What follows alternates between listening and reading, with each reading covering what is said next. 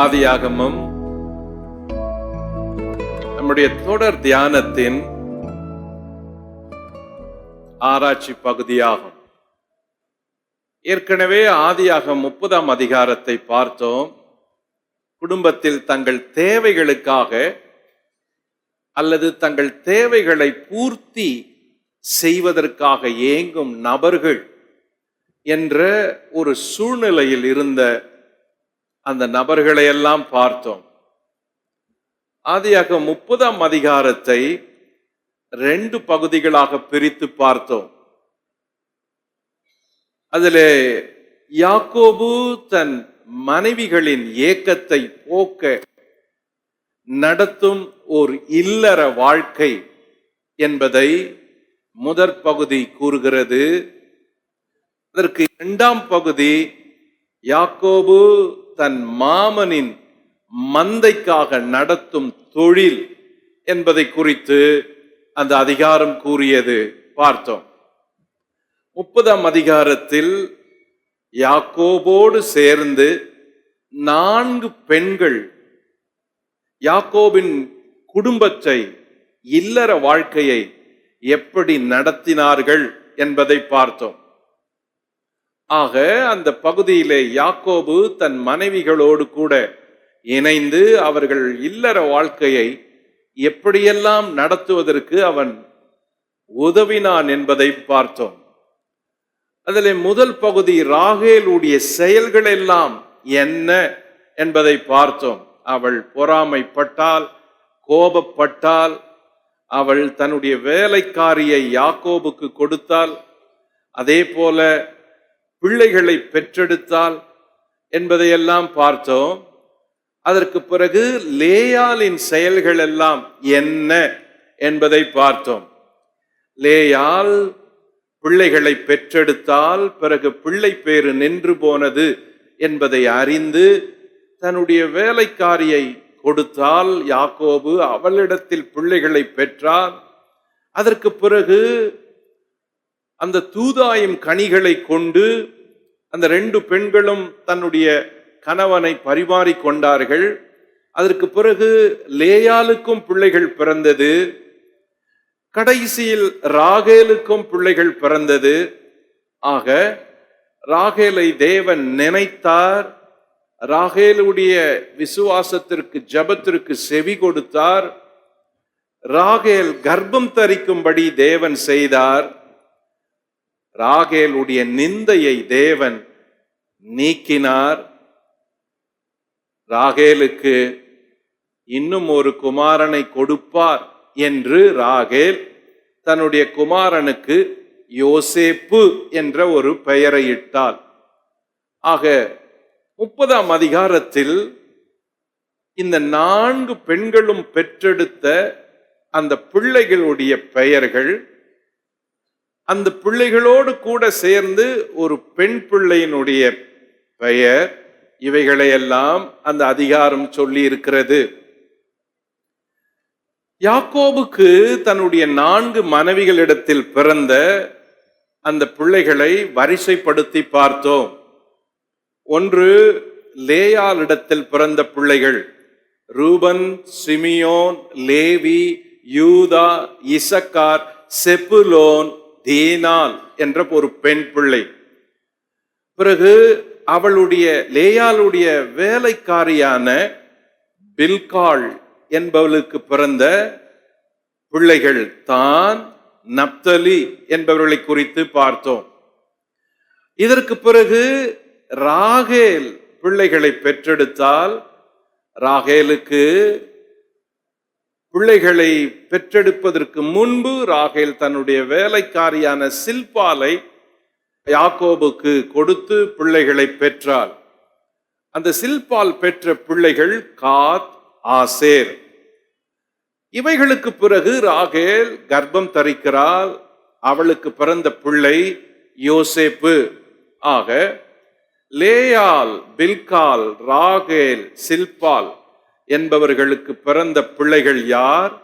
அந்த பிள்ளைகளுடைய பெயர்கள் என்ன? அந்த பிள்ளைகளுக்கு பெயர் சூட்டும் பொழுது எந்த அர்த்தத்தில், பொருளில் பெயர் சூட்டினார்கள்? 12 பிள்ளைகள் பிறக்கும் நிகழ்ச்சிகளுக்கு பிறகு பகுதி 2 யாக்கோபு தன் மாமனின் மந்தைக்காக நடத்திய தொழில் அல்லது அவன் செய்த வேலைகள், இவைகளை பார்த்தோம். யாக்கோபு தன் தாயின் வீட்டில் இருந்த பொழுது தன் சகோதரனை அவன் ஏமாற்றியது போல அந்த யாக்கோபை லாபான் ஏமாற்றுகிறான். ஆக அந்த 2 பேருக்கும் இருந்த வித்தியாசங்களை பார்த்தோம். யாக்கோபு திரும்ப தன் தேசத்திற்கு போய்விடும்படி உத்தரவு கேட்டான். ஆனால் தன் மாமன் அவனை அனுப்ப மறுத்து தன் மந்தையை மேய்க்கும்படி சொன்னான்.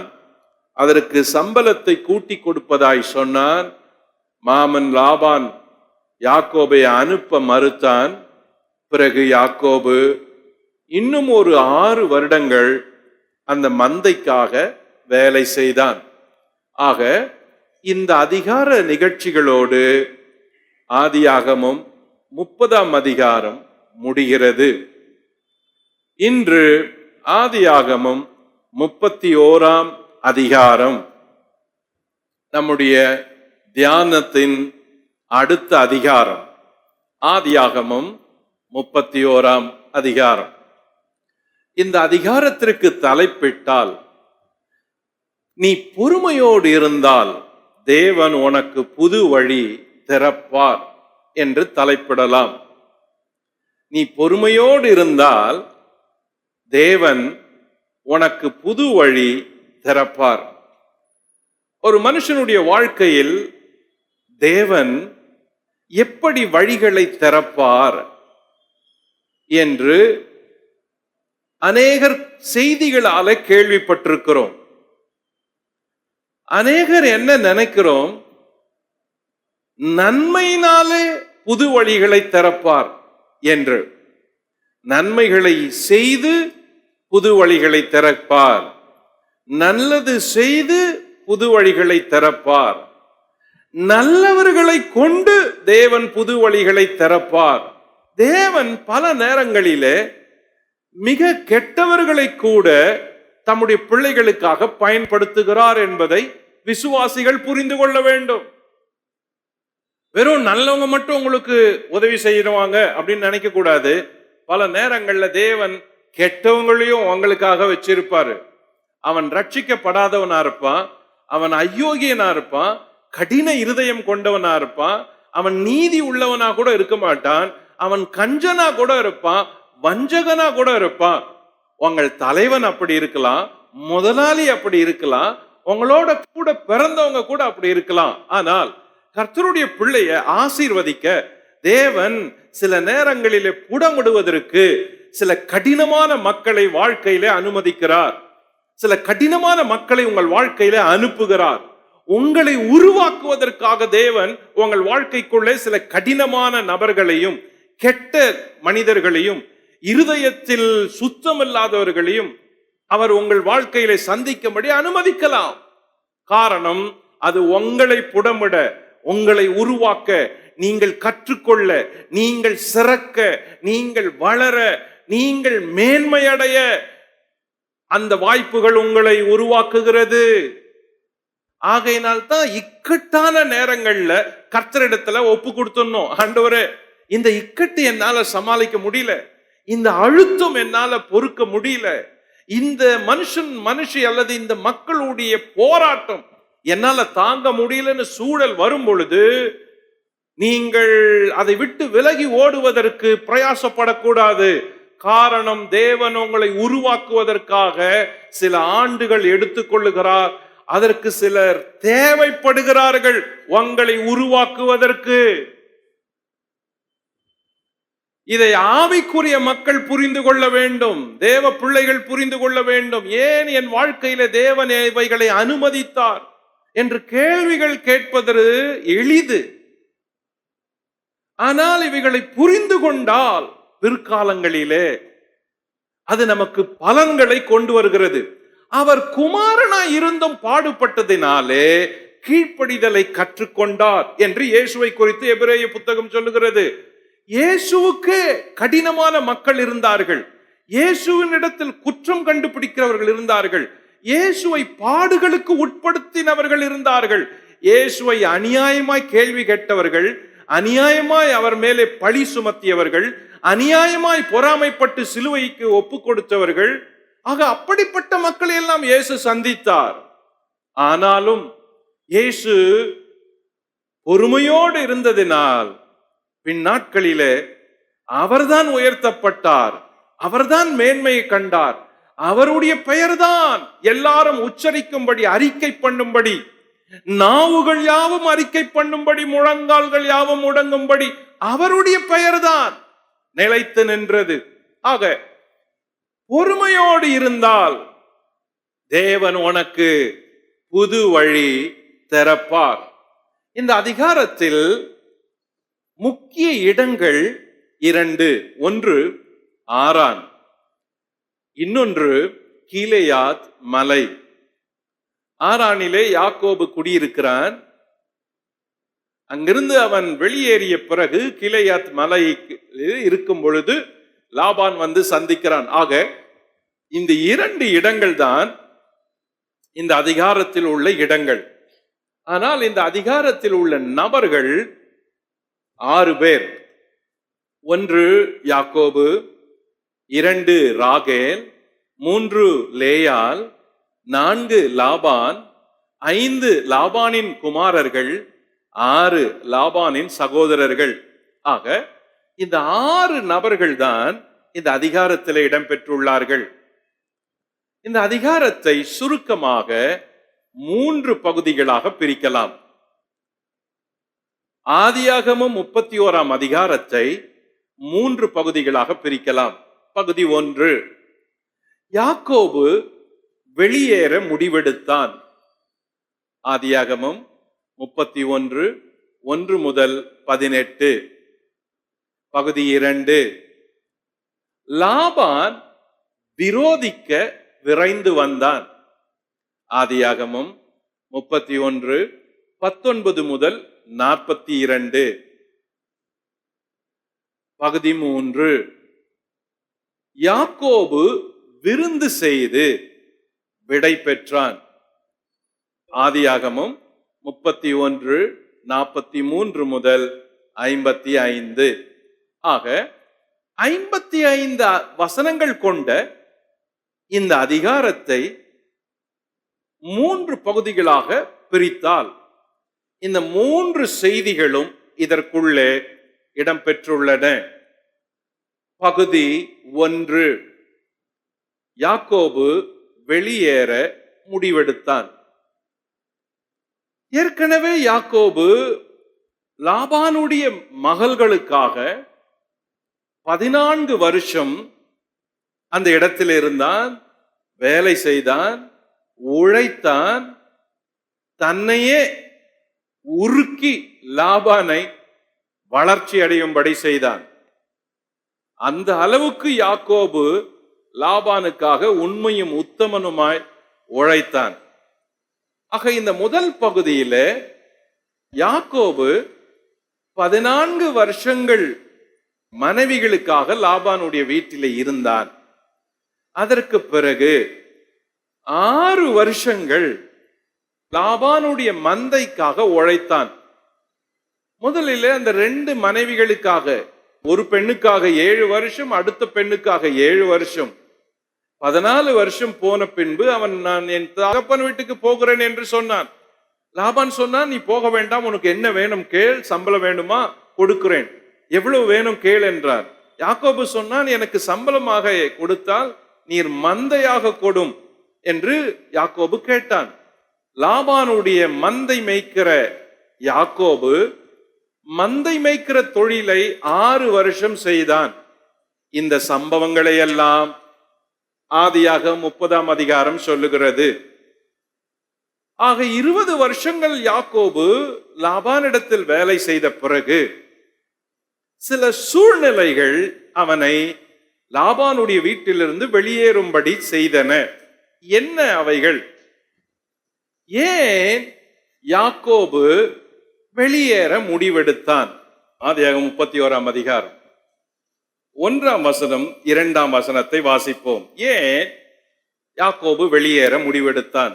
பின்பு லாபானுடைய குமாரர் எங்கள் தகப்பனுக்கு உண்டானவைகள் யாவையும் யாக்கோபு எடுத்துக்கொண்டான் என்றும் எங்கள் தகப்பனுடைய பொருளினாலே இந்த செல்வத்தை எல்லாம் அடைந்தான் என்றும் சொன்ன வார்த்தைகளை யாக்கோபு கேட்டான். லாபானின் முகத்தை யாக்கோபு பார்த்தபோது அது நேற்று முந்தைய நாள் இருந்தது போல் இராமல் வேறுபட்டிருக்க கண்டான். அவன் அந்த இடத்திலிருந்து கிளம்புவதற்கு சில காரணங்கள் இருந்தது. ஒன்று, லாபானும் அவன் குமாரரும் பேசியவைகள். இரண்டு,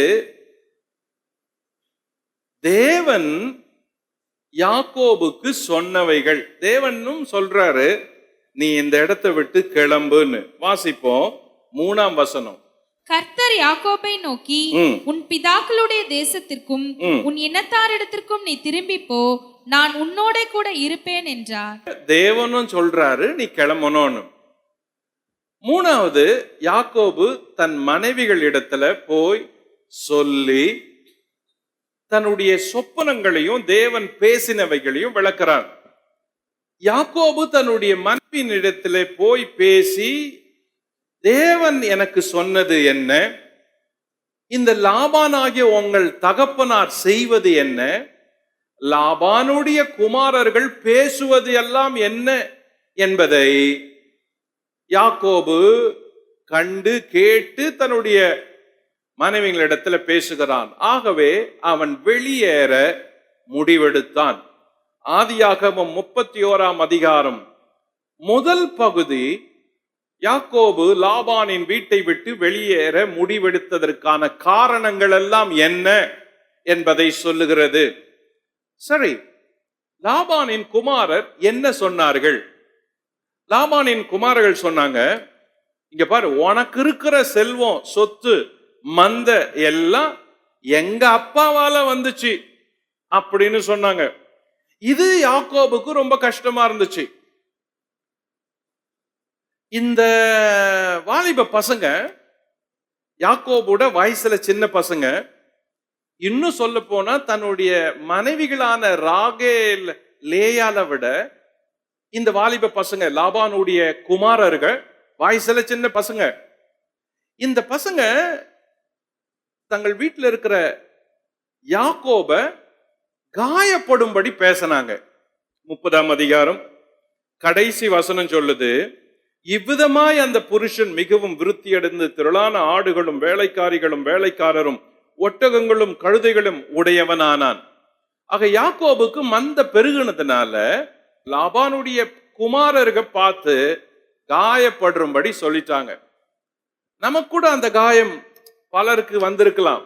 பாரு, எங்களால தானே நீ உயர்ந்த, எங்களால தானே நீ முன்னேறின அப்படின்னு ரொம்ப பேர் நமக்கும் சொல்லி இருக்கிறாங்க. அது பல நேரத்துல நம்ம இருதயத்தை காயப்படுத்தலாம். குத்தி இருக்குது. ஏன்னா உழைச்சது, கடினப்பட்டது, பிரயாசப்பட்டது, அலைஞ்சது, கண் விழிச்சிருந்தது, இதையெல்லாம் நினைக்காம வெறும் இந்த ஒரு வார்த்தையை சொல்லி நம்மளை காயப்படுத்தினா அது மிகவும் இருதயத்தை உடைக்கிற வார்த்தையா இருக்கும். சரி, இதுக்கு பின்னாடி இந்த பசங்க இப்படி சொல்லிட்டாங்க. அதுக்கு பின்னாடி லாபானை பார்த்தா லாபானுடைய முகம் வேறுபட்டு இருந்துச்சு. அந்த ஆளு முகத்தை காட்டுனது யாக்கோபுக்கு தாங்க முடியல. இவ்வளவு நாள் இருந்த மாதிரியும் இல்ல, நேத்து இருந்த மாதிரியும் இல்ல, இன்னைக்கு முகம் கொடுத்து பேசல. எந்த ஒரு மனுஷனும் தான் வீட்டுல இருக்கிறப்போ முகம் கொடுத்து பேசலன்னா அந்த வீட்டுல நமக்கு எப்படி ஃபீல் இருக்கும்? என்னடா இது, நம்ம போய் கேட்கிறோம், அவர் திரும்பி கூட பார்க்கல, நம்ம போய் கேட்கிறோம், அவர் பதில் கூட சொல்லல, நம்ம போய் கேட்கிறோம், அவர் சரியா, அப்படின்றப்ப எல்லாருக்குமே ஒரு இருதயத்துல காயத்தை உண்டாக்கும். என்ன, அன்னைக்கு வந்தோம் அவர் அமைதியா இருந்தாரு, இன்னைக்கு வந்தோம் இன்னைக்கு அமைதியா இருக்கிறாரு. சோ யாக்கோபுக்கு லாபானுடைய முகம் அவனுடைய இருதயத்தை காயப்படுத்துச்சு, யோசிக்க வச்சுச்சு. இந்த சூழலும் அவனுக்கு வெளியேறும்படி இருந்துச்சு. அது இல்லாத இவ்வளவு நாள் யாக்கோபுக்கு லாபான் வஞ்சனை செஞ்சான். 31:7 சொல்லுது, லாபான் அவனுக்கு வஞ்சனை செய்தான் அப்படின்னு. அப்ப இவ்வளவு நாள் மந்தைகள் குட்டி போட்டப்ப கூட லாபானால தாங்கிக்க முடியல. ஏன்னா எல்லாம் யாக்கோபுக்கு சாதகமா குட்டி போடுது. யாக்கோபும் லாபானும் புள்ளி உள்ள குட்டிகள்லாம் எனக்குன்னு யாக்கோபு சொன்னப்ப மந்தைகள் எல்லாம் புள்ளி உள்ள குட்டியா போடுச்சு. அப்ப இதெல்லாம் அவனால தாங்க முடியல. சோ இது பல நாள் நடக்கிற உள் யுத்தமா இருந்துச்சு. அதுக்கு பிறகு லாபான் தீங்கு செய்ய நினைத்தான் அப்படின்னு 31:7 சொல்லுது. அதுக்கு பிறகு லாபான் தன் மகள்களை அந்நியரா நடத்தினானாம். அதாவது அப்பா லாபான் மகள்கள் லேயாலும் ராகேலும் இருந்தாங்களே, அந்த பெண் பிள்ளைகளை கூட அவர் வித்தியாசமா நடத்தினாரு. அதாவது நல்ல சுதந்திரமா அன்பா உரிமையா நடத்தல. தன் வீட்டுல இருக்கிற ஆண் பிள்ளைகளை லாபான் உரிமையா நினைக்க ஆரம்பிச்சதுல இருந்து தன் வீட்டில் பிறந்த பெண் பிள்ளைகளை ஒரு அந்நியரை போல நடத்த ஆரம்பிச்சாரு. ஆதியாகம புத்தகம் ஏன் பேசுறதுக்கும் கேட்கறதுக்கும் ரொம்ப ஈர்ப்பா இருக்குதுன்னா, அது முழுசுமே நம்ம வாழ்க்கைய பிரதிபலிக்கிற புத்தகங்கள், நிகழ்ச்சிகள் எல்லாமே. எல்லாருடைய வாழ்க்கையும் அந்த ஆதியாகம புத்தகத்துல இருக்கிற எல்லாருடைய கேரக்டரும் எங்கேயாவது ஒரு இடம் நமக்கு நடக்கிறது போல அங்க நடக்குது, நமக்கு வந்தது போல அவங்களுக்கு வந்துச்சு, நமக்கு பாதிப்பு உண்டாக்குனது போல அவங்களுக்கு உண்டாக்குச்சு, அவங்க சந்தித்தது போல நம்மளும் சந்திக்கிறோம். அதனாலதான் அந்த புத்தகம் எப்பவுமே ஈரமாவே இருக்குது. இதுக்கு பின்னால வர புத்தகங்கள் எல்லாம் வேற மாதிரி இருக்கலாம், அல்லது ஒரு குறிப்பிட்ட கூட்டத்தை சேர்ந்த இஸ்ரவேல் மக்களை சேர்ந்த செய்திகளா இருக்கலாம். ஆனா ஆதியாகமம் இருக்குதே அப்படியே லிட்ரலா ஒவ்வொரு கேரக்டர்லயும் எங்கேயாவது நம்ம இருப்போம். இல்லாது உங்க வாழ்க்கையில எங்கேயாவது ஒரு பகுதி யாரோ ஒரு கேரக்டர் ஆதியாகமத்துல இருக்கிறவங்க உங்க வாழ்க்கையில இருப்பாங்க. ஆகையினால்தான் அதை படிக்க படிக்க அது இன்பமா இருக்குது, ஈர்ப்பா இருக்குது, தீரவே இல்லை. ஓகே, லாபான் வீட்டை விட்டு வெளியேற காரணங்கள் சொல்லப்பட்டுச்சு. நம்பர் 6, லாபான் தன் மகள்களின் பணத்தை கூட எடுத்துக்கொண்டான் அப்படின்னு ஆதியாகமம் 31:15 சொல்லுது. அவங்க பெண் பிள்ளைங்க சொன்னாங்க, எங்க அப்பா எங்களை அந்நியரா நினைச்சு எங்களுக்கு சேர வேண்டியதெல்லாம் கொடுக்க வேண்டியதெல்லாம் கூட அநியாயமா எடுத்து வாயில போட்டுக்கினாரு அப்படின்னு அந்த பிள்ளைங்க கோபமா சொல்ற அளவுக்கு கூட அந்த ஆள் அப்படி இருந்தாரு லாபான். சோ இதெல்லாம் ஒரு நாள்ல திடீர்னு நடந்தது இல்லை, எல்லாம் படிப்படியா படிப்படியா உள்ளுக்குள்ள இருந்த செய்திகள். அதுக்கு பிறகு நம்பர் 7, ஆடுகள் களவு போனத யாக்கோபிடத்துல லாபான் கேட்டு வாங்கினா.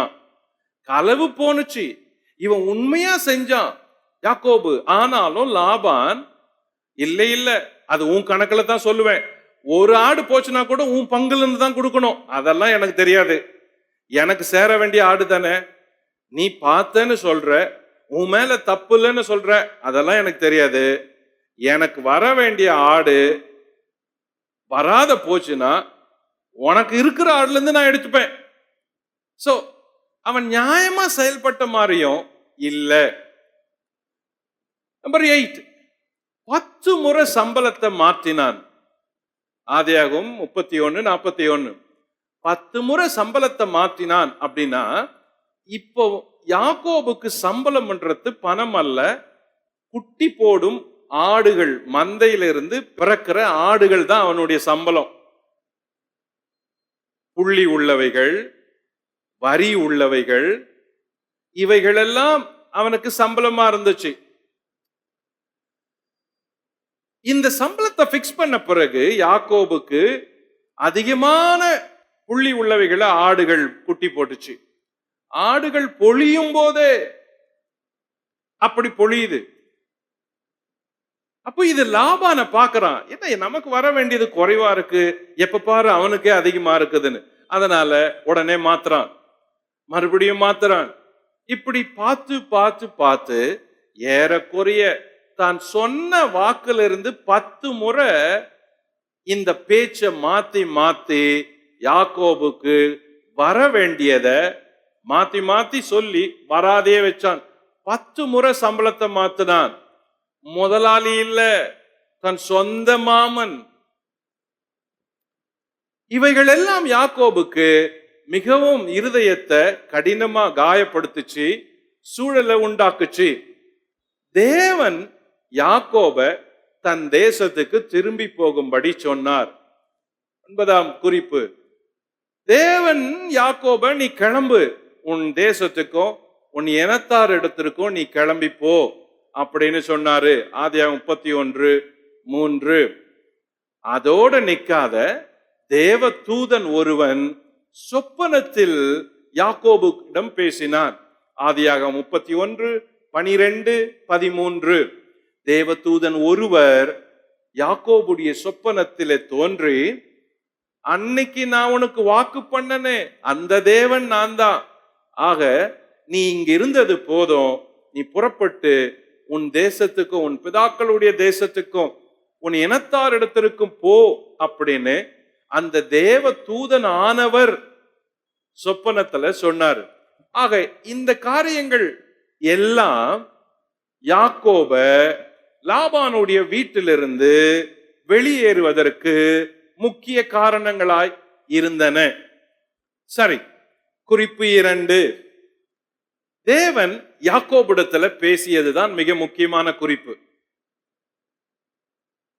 ஏற்கனவே தேவன் அவ்வப்பொழுது யாக்கோபிடத்துல பேசி இருக்கிறார். ஆனால் இந்த அதிகாரத்தில் தேவன் யாக்கோபிடத்துல பேசுகிற காரியங்கள் மிக முக்கியமான காரியங்கள். தேவன் என்ன பேசினார் யாக்கோபிடத்துல? நம்பர் 1, தேவன் யாக்கோபிடம் பேசினார். ஆதியாகமம் 31:3. தேவ தூதனானவர் யாக்கோபினிடம் சொப்பனத்தில் பேசினார். ஆதியாகமம் 31:11-13. நம்பர் 3, தேவன் யாக்கோபுக்காக லாபானை எச்சரித்து பேசினார். ஆதியாகமம் 31:24. தேவன் யாக்கோபிடத்துல என்ன பேசினார்? நம்பர் 1, உன் பிதாக்களின் தேசத்திற்கும்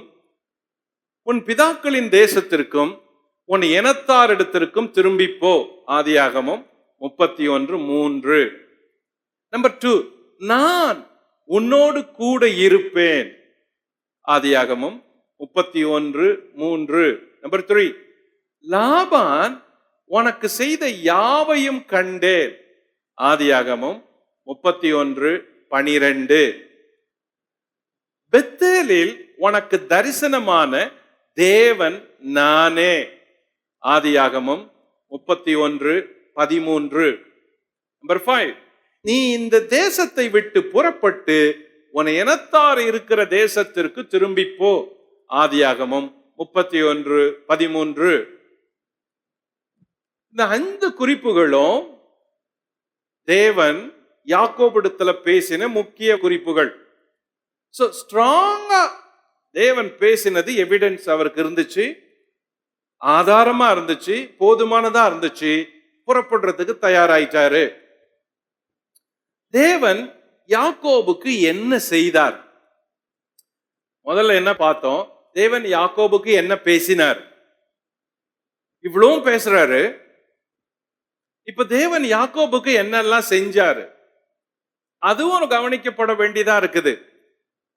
கவனிப்போம், தேவன் யாக்கோபுக்கு என்ன செய்தார்? நம்பர் 1, யாக்கோபோடு தீமை ஒன்றும் பேசாதபடி லாபான வழியிலேயே எச்சரிச்சார். ஆதியாகமம் 31:24-29 வசனங்கள்.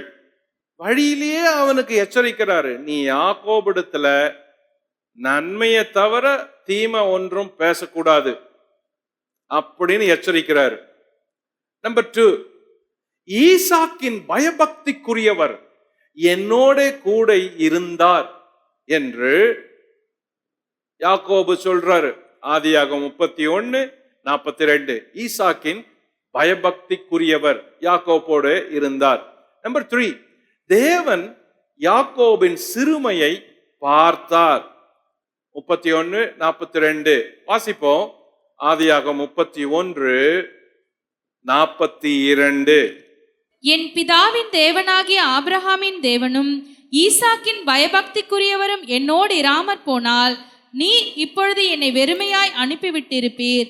தேவன் என் சிறுமையையும் என் கை பிரயாசத்தையும் பார்த்து, கவனியுங்கள், தேவன் என் சிறுமையையும் என் கையின் பிரயாசத்தையும் பார்த்தார்.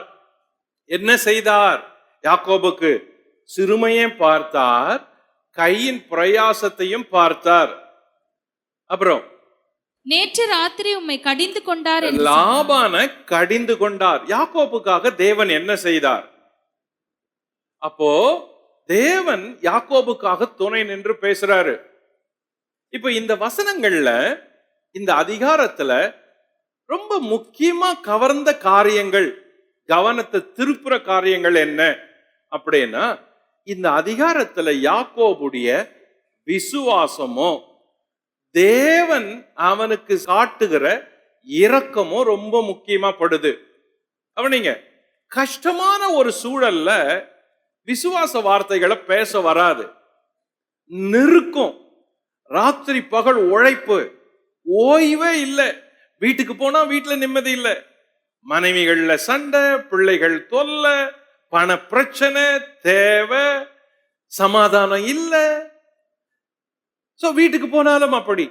வெளியே போய் வேலை செஞ்சா மந்தைகள் பிரச்சனை, இரவு பகல், குளிர் வெயில், லாபானுடைய பிரச்சனை, எதிரிகள் பிரச்சனை, மந்தைகளுக்கு விரோதமா வர மிருகங்கள் ஓநாய்கள் பிரச்சனை.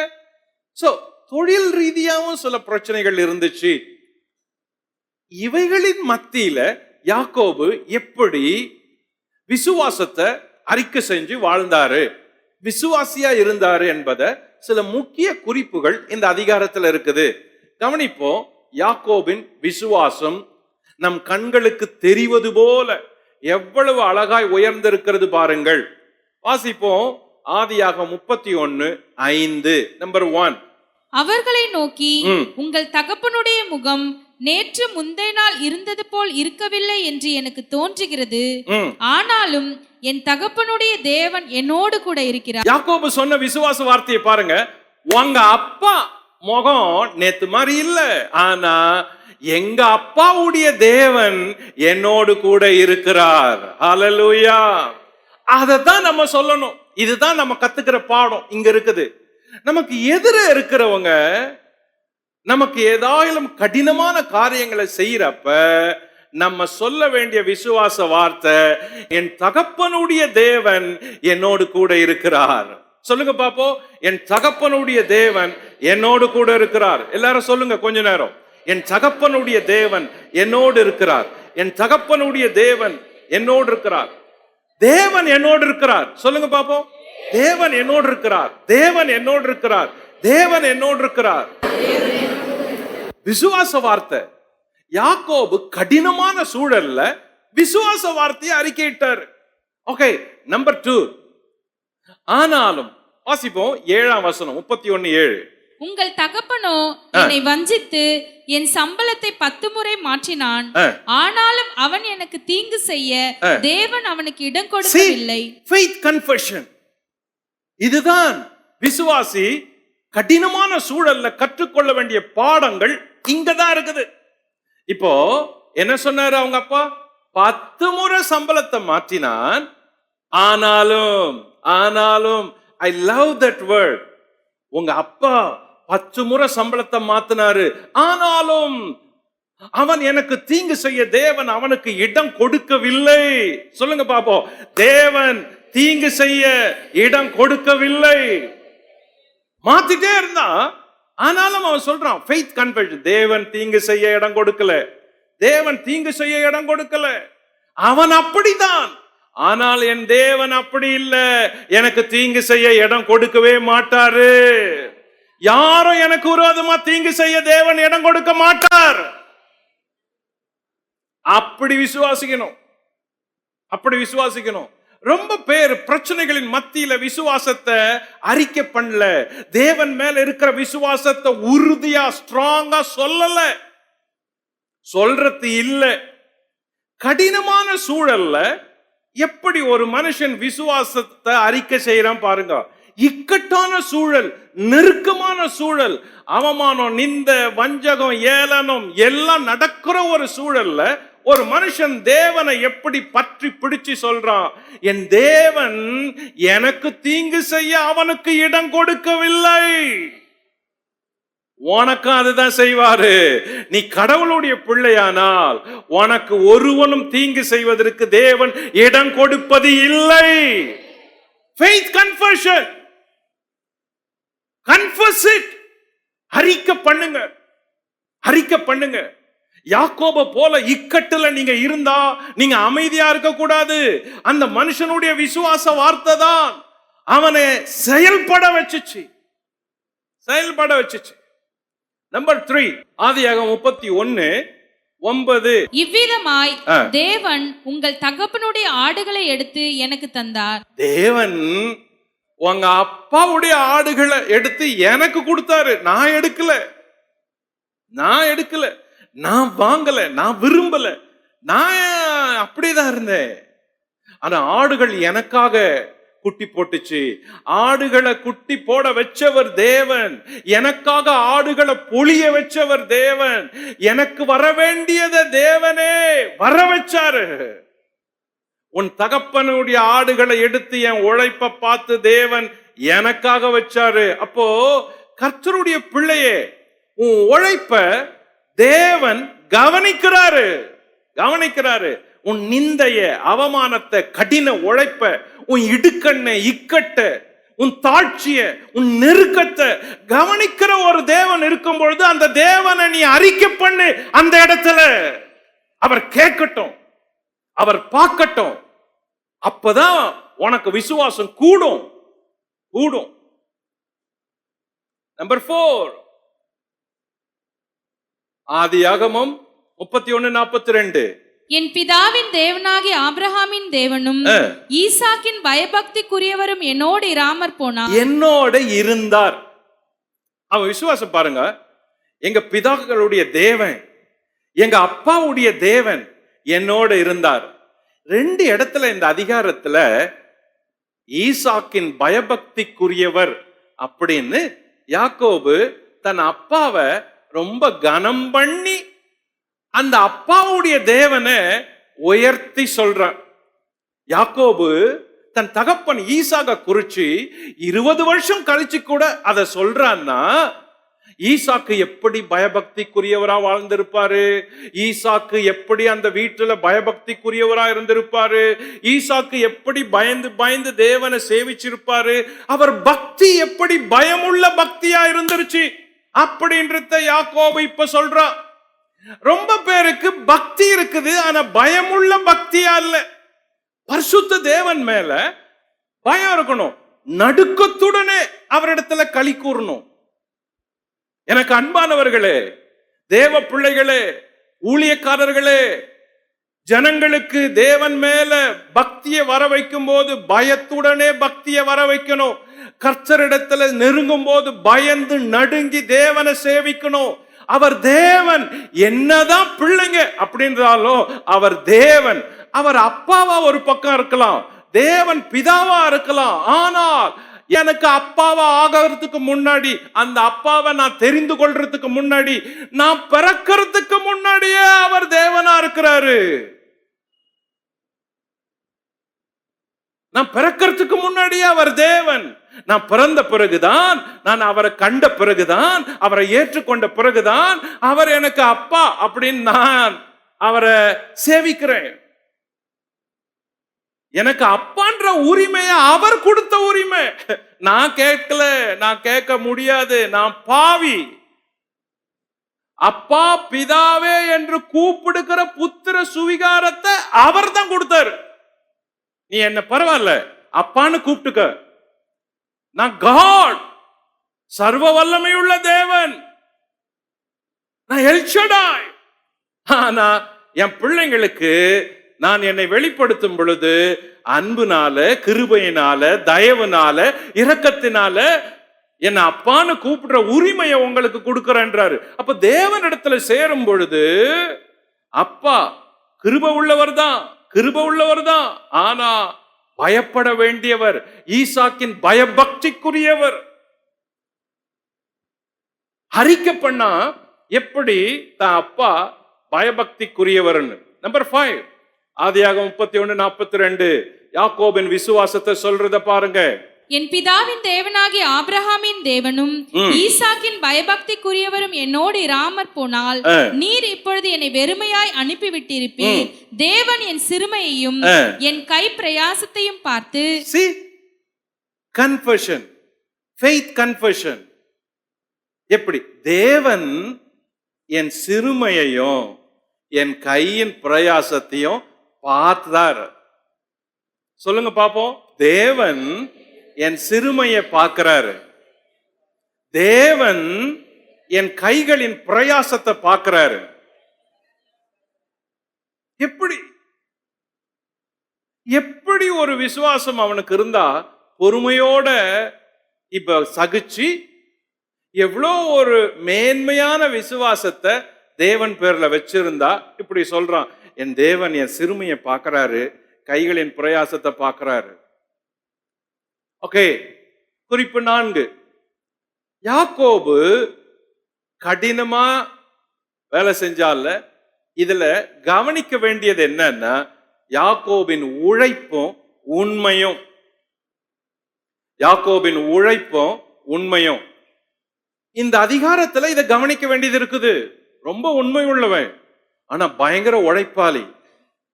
நம்பர் 1, யாக்கோபு கடினமாய் உழைத்தான் என்பதை ஆதியாகமம் 31:6 சொல்லுது. வாசிப்போம். 31:6. என்னால் இயன்ற மட்டும் நான் உங்கள் தகப்பனுக்கு ஊழியம் செய்தேன் என்று நீங்கள் அறிந்திருக்கிறீர்கள். யாக்கோபு சொல்றான், என்னால் இயன்ற மட்டும், என்னால் இயன்ற மட்டும் நான் வேலை செஞ்சேன். எவ்வளோ ஒரு கடின உழைப்பாளியா இருந்தா மேக்சிமம் மேக்சிமம் மேக்சிமம் நான் ஒர்க் பண்ணேன். இயன்ற மட்டும் நான் வேலை செஞ்சேன். கடினமான உழைப்பாளி. வெறும் விசுவாசமா இருந்தல்ல, கடினமான உழைப்பாளியும் இருந்தார். நம்பர் 2, யாக்கோபு உண்மையா வேலை செஞ்சான். ஆதியாகமம் 31:17. அப்பொழுது யாக்கோபு எழுந்து தன் பிள்ளைகளையும் தன் மனைவிகளையும் ஒட்டகங்கள் மேல் ஏற்றி தான் பதான் அராமிலே சம்பாதித்த மிருக ஜீவன்கள் ஆகிய மந்தைகள் அனைத்தையும் தன் பொருள்கள் எல்லாவற்றையும் எடுத்துக்கொண்டு கானான் தேசத்தில் இருக்கிற தன் தகப்பனாகிய ஈசாக்கு இடத்துக்கு போக புறப்பட்டான். கவனிக்கணும், தன் பொருள்கள் எல்லாத்தையும் எடுத்துக்கொண்டு போறான். ஆனா வழியிலேயே லாபான் பின்தொடர்ந்து வந்து அவனை கேட்ச் பண்ணி, நீங்க வந்தீங்கல்ல, என்னெல்லாம் எடுத்துட்டு வந்தீங்க, ஏன் அதெல்லாம் எடுத்துட்டு வந்தீங்கன்னு கேட்கிறப்ப யாக்கோபு சொல்றான், போய் பாரு, ஏதாவது உன் பொருள் இருந்தா எடுத்து பாருங்க, உங்க வீட்டு பொருள் ஏதாவது நான் எடுத்துட்டு வந்தா எடுத்து பாருங்கன்னா. லாபான் போய் எல்லாருடைய கூடாரங்களை பரிசோதிக்கிறான், செக் பண்றான், பொருட்களை பார்க்கறான். லாபானுடைய ஒரு பொருளையும் கையில எடுக்கவே இல்லை. அவன் உண்மைக்கு அடையாளம்.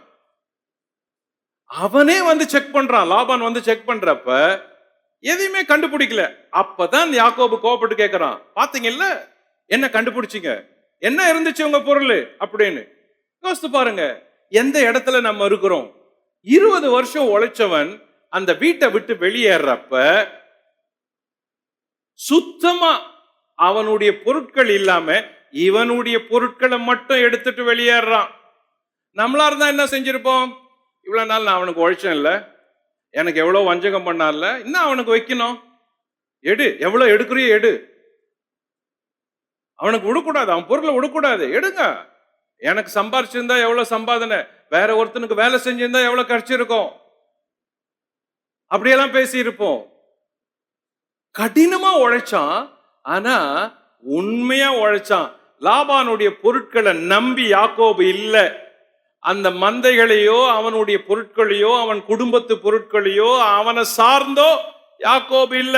சுத்தமா இருந்துச்சு. விசுவாசிகள் கற்றுக்கொள்ள வேண்டிய உண்மையின் பாடங்கள் இங்க இருக்குது. இங்க இருக்குது. பொருட்கள்ல எந்த ஒரு இடத்துலயும் லாபானால டெஸ்ட் பண்ணி செக் பண்ணி பார்த்தா கண்டுபிடிக்க முடியல.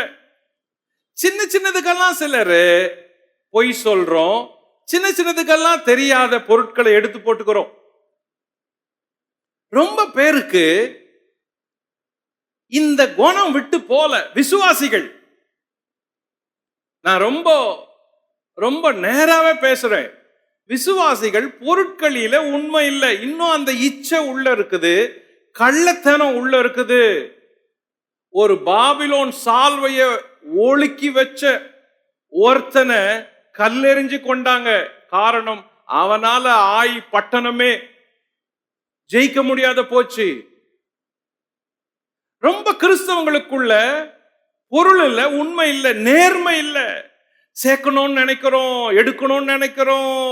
அப்போ எவ்வளவு ஒரு உண்மையின் உயரத்துல முற்பிதாக்கள் இருக்கிறாங்க பாருங்க.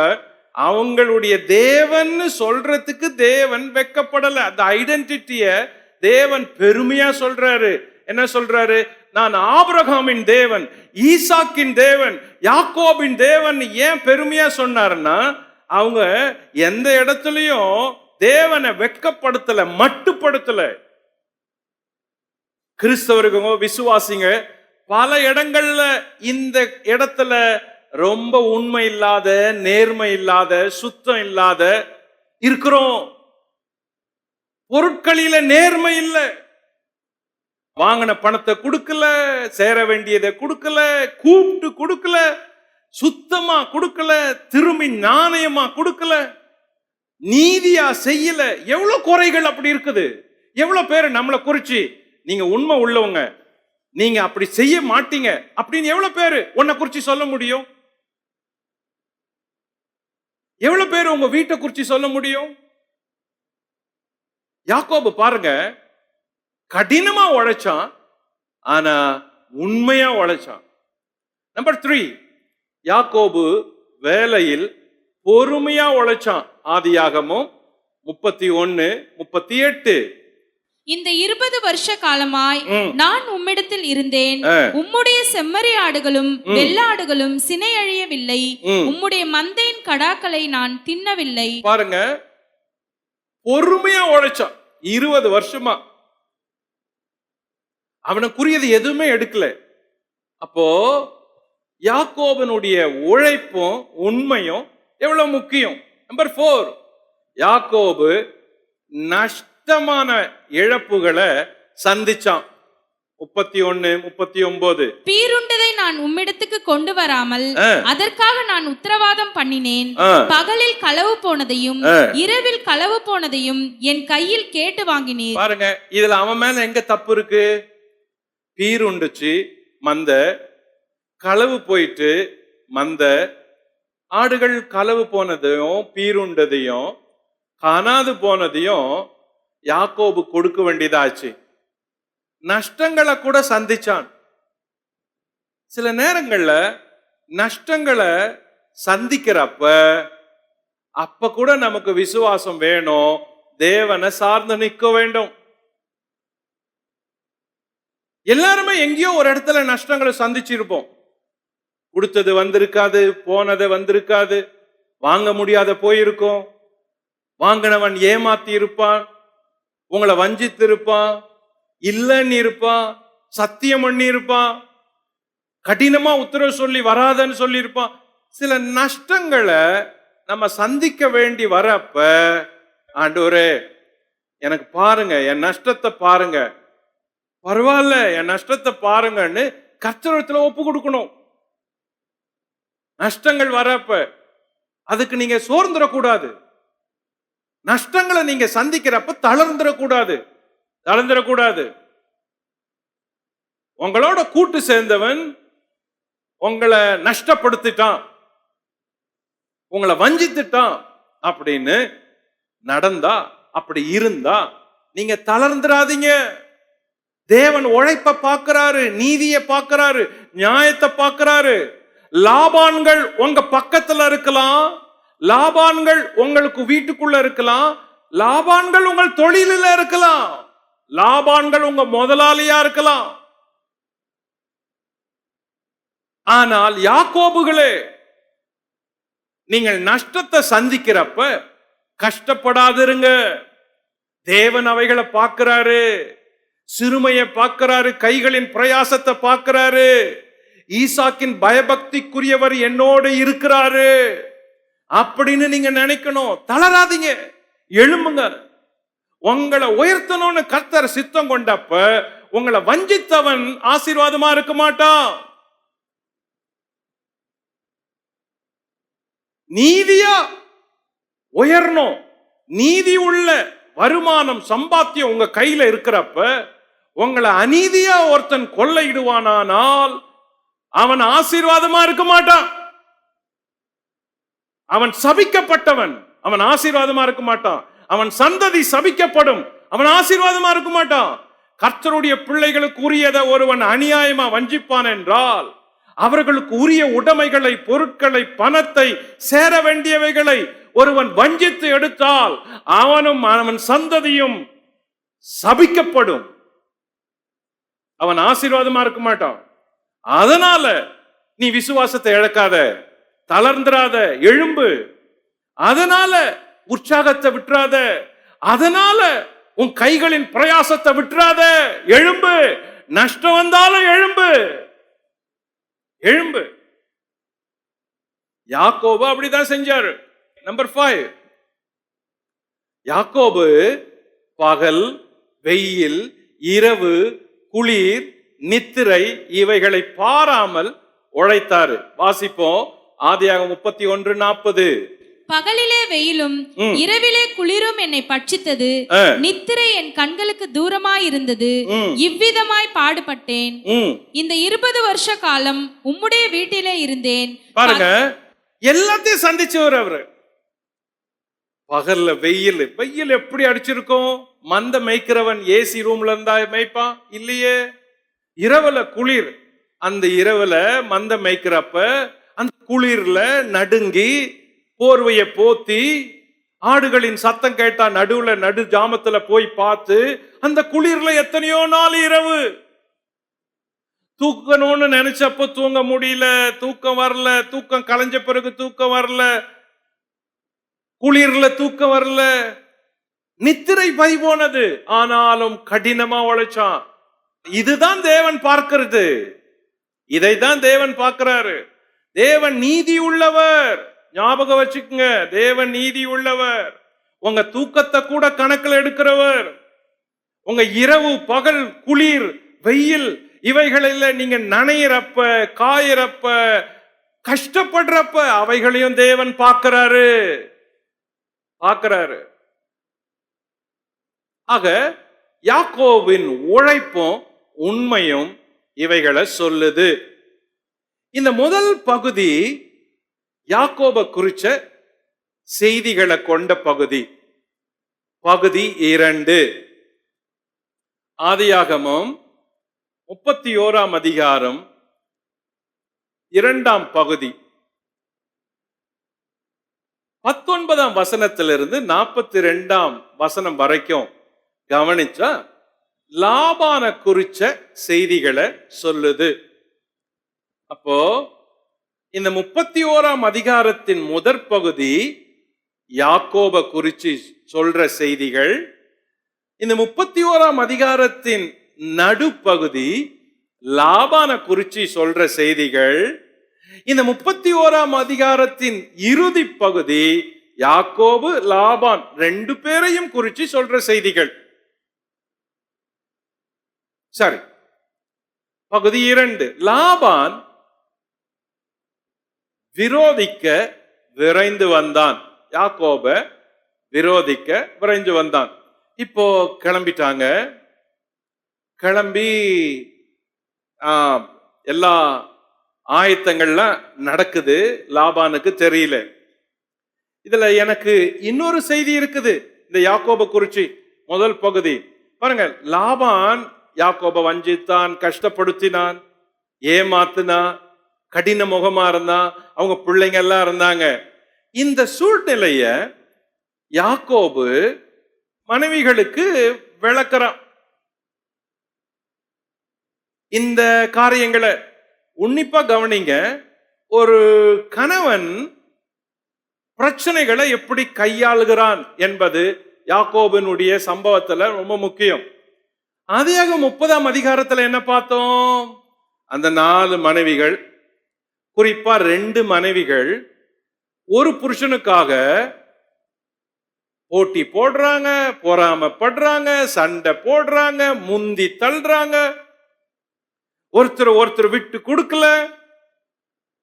ராகேல் கோபப்பட்டா, பிள்ளை கொடும் சாகுறேன்னா, தூதாம் கனிகளை கொடுன்னா, இன்னைக்கு என் புருஷன் உனக்கு அனுப்புறேன்னா, ஒருவர் அந்த வீட்டுல ஒரே பிரச்சனை. 30ஆம் அதிகாரம். இந்த பிரச்சனைகளில யாக்கோபு தலையிட்ட மாதிரி எதுவும் அந்த அதிகாரத்துல ரொம்ப பார்க்க முடியல. அவர் அந்த பிரச்சனைகளை கண்டுக்கவே இல்லை. அவங்க சண்டை போட்டாங்க, போட்டி போட்டாங்க, பொறாமை கொண்டாங்க, வாக்குவாதம் பண்ணாங்க, பிள்ளைகளை பெற்றாங்க, கர்ப்பவதி ஆனாங்க, பிள்ளைகளை பெற்று பெயர்களை வச்சாங்க. யாக்கோபு அதை ரொம்ப கண்டுக்கல.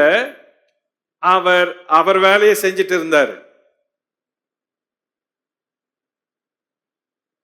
இப்ப பிரச்சனை வரப்ப யாக்கோபு ஒரு நல்ல காரியத்தை செய்யறாரு. வாசிப்போம். 31ஆம் அதிகாரம் 4ஆம் வசனம். அப்பொழுது யாக்கோபு ராகேலையும் லேயாலையும் வெளியிலே தன் மந்தையினிடத்துல அழைப்பித்து. இப்போ யாக்கோபு அந்த 2 பேரையும், ராகேலையும் லேயாலு, இவங்க தான் அவங்க வீட்டுல அடிக்கடிக்கு சண்டை போட்டுக்கிட்டுங்க.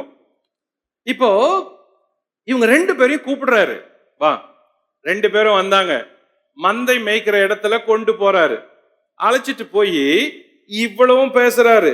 பாருங்க 5ஆம் வசனம். அவர்களை நோக்கி, உங்கள் தகப்பனுடைய முகம் நேற்று முந்தைய போல இருக்கவில்லை என்று எனக்கு தோன்றுகிறது. அவங்க அப்பாவை பத்தி சொல்றான். 6ஆம் வசனம். என்னால் இயன்ற மட்டும் ஊழியம் செஞ்ச தன்னை குறிச்சு சொல்றான். அவங்க அப்பா சம்பளத்தை எப்படி மாத்தினாரு. 7ஆம் வசனம். அதை குறிச்சு சொல்றான்.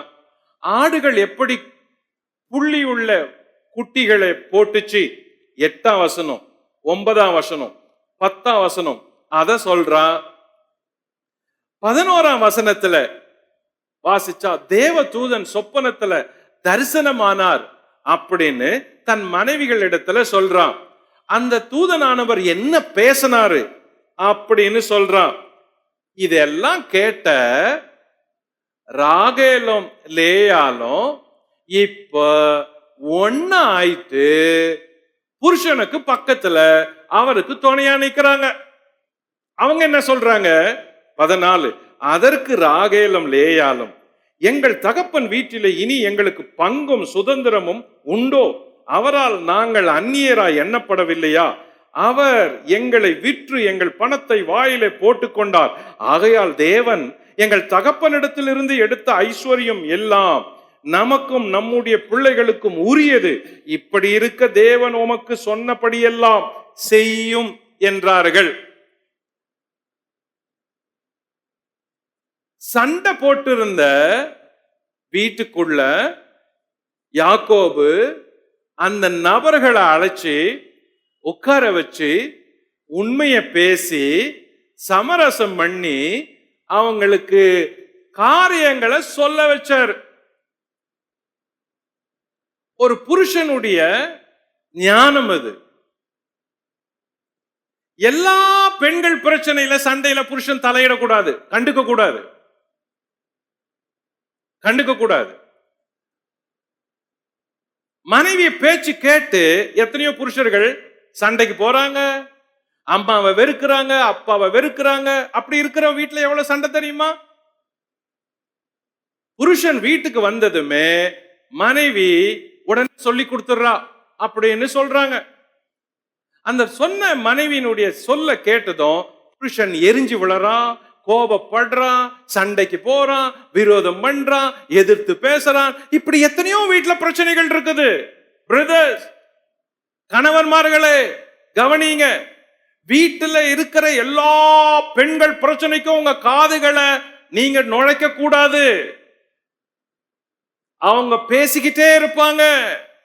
எல்லா பேச்சுக்கும் நீங்க கவனம் செலுத்தி அதுக்கு உருவம் கொடுத்து அதுக்கு நீங்க உருவத்தை உண்டாக்குனீங்கன்னா, உயிரை கொடுத்தீங்கன்னா, அதுக்குனுடைய பூதாகரத்தை நீங்களும் அந்த விளைவுகளை சேர்ந்து சந்திக்கணும். அதுல எந்த நன்மையும் இல்ல. அது விரோதத்துல, பகையில முடியும்.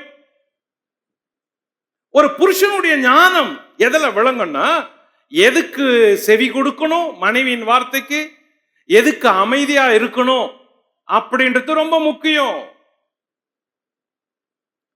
4 பெண்கள், அதிலும் குறிப்பா 2 பெண்கள், உடன் பிறந்த சகோதரிகள், வீட்டுக்குள்ள ஒரே பிரச்சனை. இந்த பிரச்சனை பூதாகாரமா இருக்குது. பிரச்சனைகளிலே 12 பிள்ளைகள் பிறக்கிறாங்க. இவ்வளவு பிரச்சனையும் யாக்கோபு ஒவ்வொருத்தர்கிட்ட போய் உட்கார்ந்து மத்தியஸ்தம் பண்ணிக்கிட்டு இல்ல. ஏன்னா யாக்கோபுக்கு தெரியும் எதுக்கு கேட்கணும், எதை சொல்லணும், எதை கண்டுக்க கூடாதுன்னு. சில பிரச்சனைகளை காது கேளாதவர் போல இருக்கணும். அதுதான் புருஷனுக்கு நல்லது. மனைவி பேசுற எல்லா பேச்சுகளுக்கும் நீங்க செவி கொடுத்து உருவம் கொடுக்க கூடாது. பிரச்சனை வந்துச்சு, யாக்கோபு கூப்பிட்டான். கூப்பிட்டு, பாரு உங்க அப்பா முகம் மாறிடுச்சு, அவனுங்க பிள்ளைங்க என்ன பேசினாங்க, நான் எப்படி வேலை செஞ்சேன் உனக்கு தெரியும், என்னெல்லாம் நடந்துச்சு கஷ்டப்பட்டேன்னு உனக்கு தெரியும், சம்பளம் எத்தனை முறை மாத்தினாரு உனக்கு தெரியும், நான் வீட்டை விட்டுட்டு போய் இரவு பகலா வயல்ல இருந்தேன் உங்களுக்கு தெரியும். ஆனா தேவன் ராத்திரி பேசினாரு, சொப்பனத்திலையும் பேசினாரு, போ சொல்றாரு அப்படின்னு சொன்னதும் இந்த பெண்கள் யாக்கோபின் பக்கம், புருஷன் பக்கம் நின்னுச்சு. கவனிக்கணும், திருமணத்துக்கு பிறகு ரொம்ப பெண்கள் இன்னும் அம்மா அப்பா அம்மா அப்பான்னு அம்மா அப்பா பக்கமே பேசுறவங்க ரொம்ப பேர் இருக்கிறாங்க. புருஷனை 3வது இடத்துல வைக்கிற எத்தனையோ பெண்கள் இருக்கிறாங்க. முதல்ல அவங்க அம்மா, அவங்க அப்பா, அதுக்கப்புறம் தான் புருஷன் அப்படின்னு. தவறு, தவறு. புருஷன் பக்கத்துல தான் நியாயத்துக்கு நிக்கணும். என்ன வந்தாலும் புருஷன் பக்கத்துல நியாயத்துக்கு நிக்கணும். இங்க பாருங்க, சண்டை போட்டிருந்த ராகேலும் லேயாலும் இவ்வளவு பிரச்சனைகளின் மத்தியில தான் புருஷன் பக்கம் நின்னாங்க. உண்மையிலேயே இந்த மனைவிமார்கள் 30ஆம் அதிகாரத்துல இருந்த மனைவிகள் மாதிரி பேசி இருந்தா என்ன சொல்லி இருப்பாங்க? எங்க அப்பா பத்தி உங்களுக்கு தெரியாதா, அவர் அப்படித்தான் கோவப்படுவாரு, அட்ஜஸ்ட் பண்ணீங்க. எங்க அப்பா பத்தி உங்களுக்கு தெரியாதா, எவ்வளவு செஞ்சிருக்கிறாரு உங்களுக்கு, நீங்க எப்படி வந்தீங்க தெரியாது, நீங்க ஒண்டியா தானே வந்தீங்க, வெறும் கையில கொம்பு தானே எடுத்துட்டு வந்தீங்க, குடிக்கிறதுக்கு ஒரு பாத்திரம் வந்துச்சு உங்ககிட்ட, அப்படின்னா வேலையா செஞ்சிருந்தீங்க. எங்க அப்பா கொடுத்த வேலை, எங்க அப்பா கொடுத்த சம்பளம், எங்க அப்பாவுடைய மந்த எல்லாம் எங்க அப்பா தானே, இப்ப மட்டும் அவர் மேல குறை சொல்றீங்க. இப்படி பேசுற பெண்கள் இருக்கத்தானே செய்யறாங்க. அந்த இடத்துல நீங்க இருந்தா இப்படித்தானே பேசியிருப்பீங்க.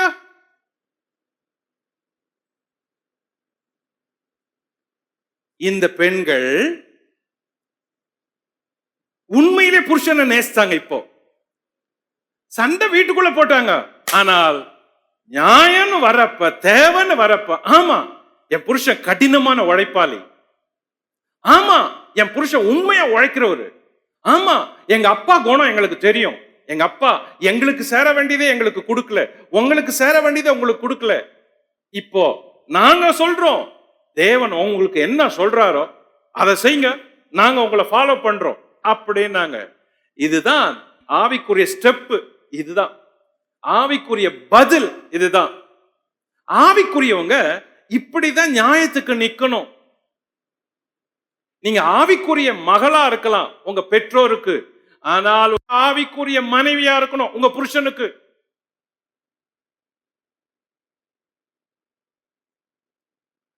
ராகேலும் லேயாலும் இப்ப சொன்னாங்க, தேவன் உமக்கு என்ன சொல்றாரோ அதை செய்யுங்க, நாங்க ஃபாலோ பண்றோம்ன்றாங்க. கிளம்புங்க போலாம், கிளம்பிட்டாங்க, யாரும் நிக்கல.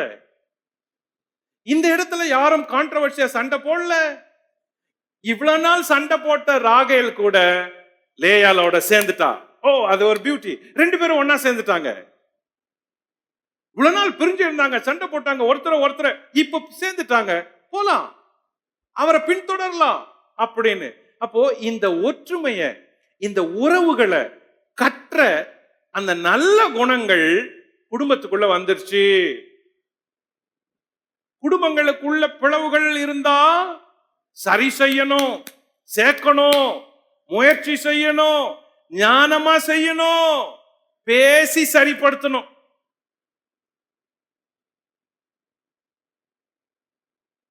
பேசி சரிப்படுத்தணும்.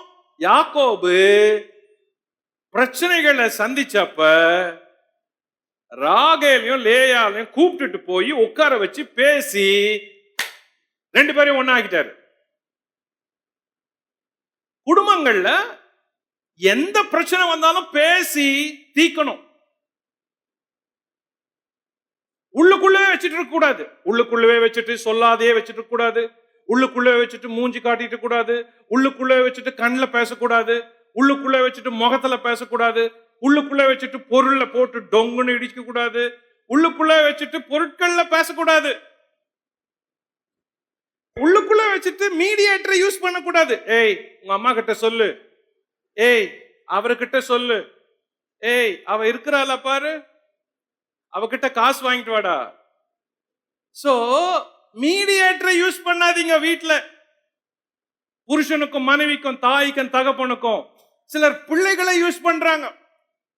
கேட்டியா வந்தாலா, அவர்கிட்ட நான் பேசியே எத்தனையோ மாசம் ஆகுது, ஒரே வீட்டுல தான் இருக்கிறோம் அப்படின்னு சொல்றவங்க எவ்வளவு பேரு? எவ்வளவு பேரு? தீராது, பிரச்சனை தீராது. நீங்க பிளவுகளை சரி செய்யற வரைக்கும் பிரச்சனைகள் தீராது.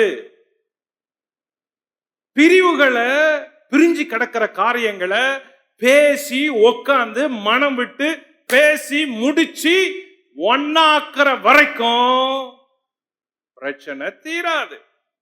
நீ ஆவிக்குரிய நபரானால், உண்மையிலே கடவுளுடைய பிள்ளையானால், வீட்டில் இருக்கிற பிரச்சனைகளை உடனுக்குடன் உட்கார்ந்து பேசி தீரு.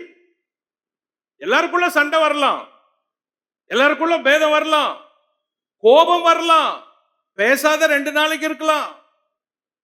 ஆனா அது வளரக்கூடாது, வளரக்கூடாது. அது உனக்கு இழுக்கு, இழுக்கு. நீ ஆவிக்குரியவன் இல்ல என்பது அடையாளம்.